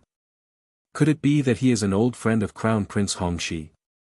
Yes, housekeeper Lin's steps were very steady on the complicated roads in the palace. So many years had passed, and even though some things had changed, and many new gardens and courtyards had been added to the palace, most things had not changed, just like the human heart. It was the easiest to change, and the night market was the hardest to change. Butler Lin's heart was very complicated. He could not describe what he was feeling at this moment. If he could, he would rather never enter the palace again. Back then, his future, his prosperity, his ambitions, and his close friends were all buried in this cold palace. Butler Lin knew better than anyone else how ruthless the palace was. But he still came today, not for anything else but for a promise. He walked in the direction of the Palace of Compassionate Peace. Gugu Yang carefully massaged Empress Dowager Yida's shoulders. She controlled her strength very well. She had taken care of Empress Dowager Yida for decades, and Gugu Yang was always so considerate. In the past, at this time, Empress Dowager Yida would be served comfortably by Gugu Yang, but today, Empress Dowager Yida's brows did not relax, as if she had encountered something that she could not resolve. Gugu Yang sighed silently in her heart. Perhaps the news of Xian Pei's regicide would not be concealed. Even if they tried their best to conceal it, how could the people of the 8th Prince's faction let go of such an opportunity to attack Xian Pei? Now, all the memorials flying up and down the court were hoping to decide on the heir to the throne as soon as possible. The 13th Prince's virtue was lacking and he was not fit to be the emperor, and the 8th Prince was fully deserving of being the future master of the great Jin dynasty. Although these voices were not as arrogant as they were on the surface, they had almost spread throughout the entire great Jin dynasty. Xian Pei was under house arrest, so he naturally did not know these things outside, but perhaps this was a good thing. Gugu Yang thought, he is just a young child. To have to face fratricide and invert right and wrong at such a young age is too cruel for him. Xian Pei did not directly face these cruel things, so all the pressure was pushed onto Empress Dowager Yida's head. Empress Dowager Yida could not be the Empress Dowager who listened to politics from behind the curtains for too long, otherwise she would be criticized by the world. Just like in the previous dynasty, there was an Empress Dowager who personally governed the country after the death of the emperor. No matter how well she governed the country, she could not win against the title of Demon Empress. In the end, the country was overthrown by the civil and military officials and the Prince Regent. If Empress Dowager Yida did not express her position for a long time, then the court officials would think that she wanted to take control of the court. But once Xian Pei provoked this matter, it was impossible for Empress Dowager Yida to openly support him. In such a situation in the court, some of Xian Pei's followers had also changed sides, but Xian Li's people were much more numerous. Gugu Yang was clear about Empress Dowager Yida's thoughts. In the beginning, the emperor wanted to make Xiao Xiao the heir apparent, but Xiao Xiao never had this intention. Empress Dowager Yida felt that she owed Xiao Xiao, so it was impossible for her not to consider Xiao Xiao's feelings. If Xiao Xiao did not want to be the emperor, Empress Dowager Yida naturally would not force him. As for the remaining 8th Prince and 13th Prince, in all fairness, no matter which side Empress Dowager Yida chose, it would be harmless to her. After all, she was the imperial grandmother. Xian Pei and Xian Li could not do anything to her, as long as they were not afraid of being drowned by the spittle of the common people. With Empress Dowager Yida's original temperament, she would certainly not make a move. However, Jinying Wang Fu had clearly expressed that they were on Xian Pei's side, which represented Xiao Xiao's attitude. Although this was definitely because of Jiang Ruan, it was later proven that Xian Li had an unclear relationship with the southern frontier. On Empress Dowager Yida's side, he was a chess piece that could no longer be used. Therefore, Empress Dowager Yida would not publicly express her support for Xian Li. Even if it was the general trend, Empress Dowager Yida had to endure countless pressures and persevere. This woman, even in the most cruel and difficult times of the Reign of Terror, was like an iron mirror, and would not yield to anyone. Your ladyship, now. Gugu Yang finally could not help but ask the question that had been puzzling her heart for a long time. Why are you persisting so bitterly? In order to wait for an opportunity. Empress Dowager Yida, who had her eyes closed, said. Opportunity, is it His 13th Highness opportunity? Gugu Yang asked. If he only has the ability to wait, then he can forget about that position. Empress Dowager Yida opened her eyes, which were full of clarity and sharpness. There seemed to be some other emotion that flashed through, but Gugu Yang did not see it. Your ladyship, it has been too hard. Gugu Yang said softly. The haze in the palace had not dissipated for even a day. Outsiders could only see a little of the things that Empress Dowager Ida had done. Just as she was thinking, a young eunuch suddenly reported from outside, reporting to the Empress Dowager, "There is someone outside with a token requesting to see you." The young eunuch presented the token with both hands, and Gugu Yang took it and handed it to Empress Dowager Ida. When Empress Dowager Ida's gaze fell on the token, she was first startled, as if she had fallen into some kind of memory. Then, her expression suddenly became sharp, and she said in a low voice, "Bring it in." You're tuning into the Han Li's Wuxia Adventures YouTube channel. We're so grateful for your support, and don't forget to subscribe to join us on this incredible journey through captivating stories. Your generosity through donations truly makes a world of difference, as it's the primary source of revenue that allows me to expand and enhance this channel for you. Thank you from the bottom of my heart for being a part of this adventure.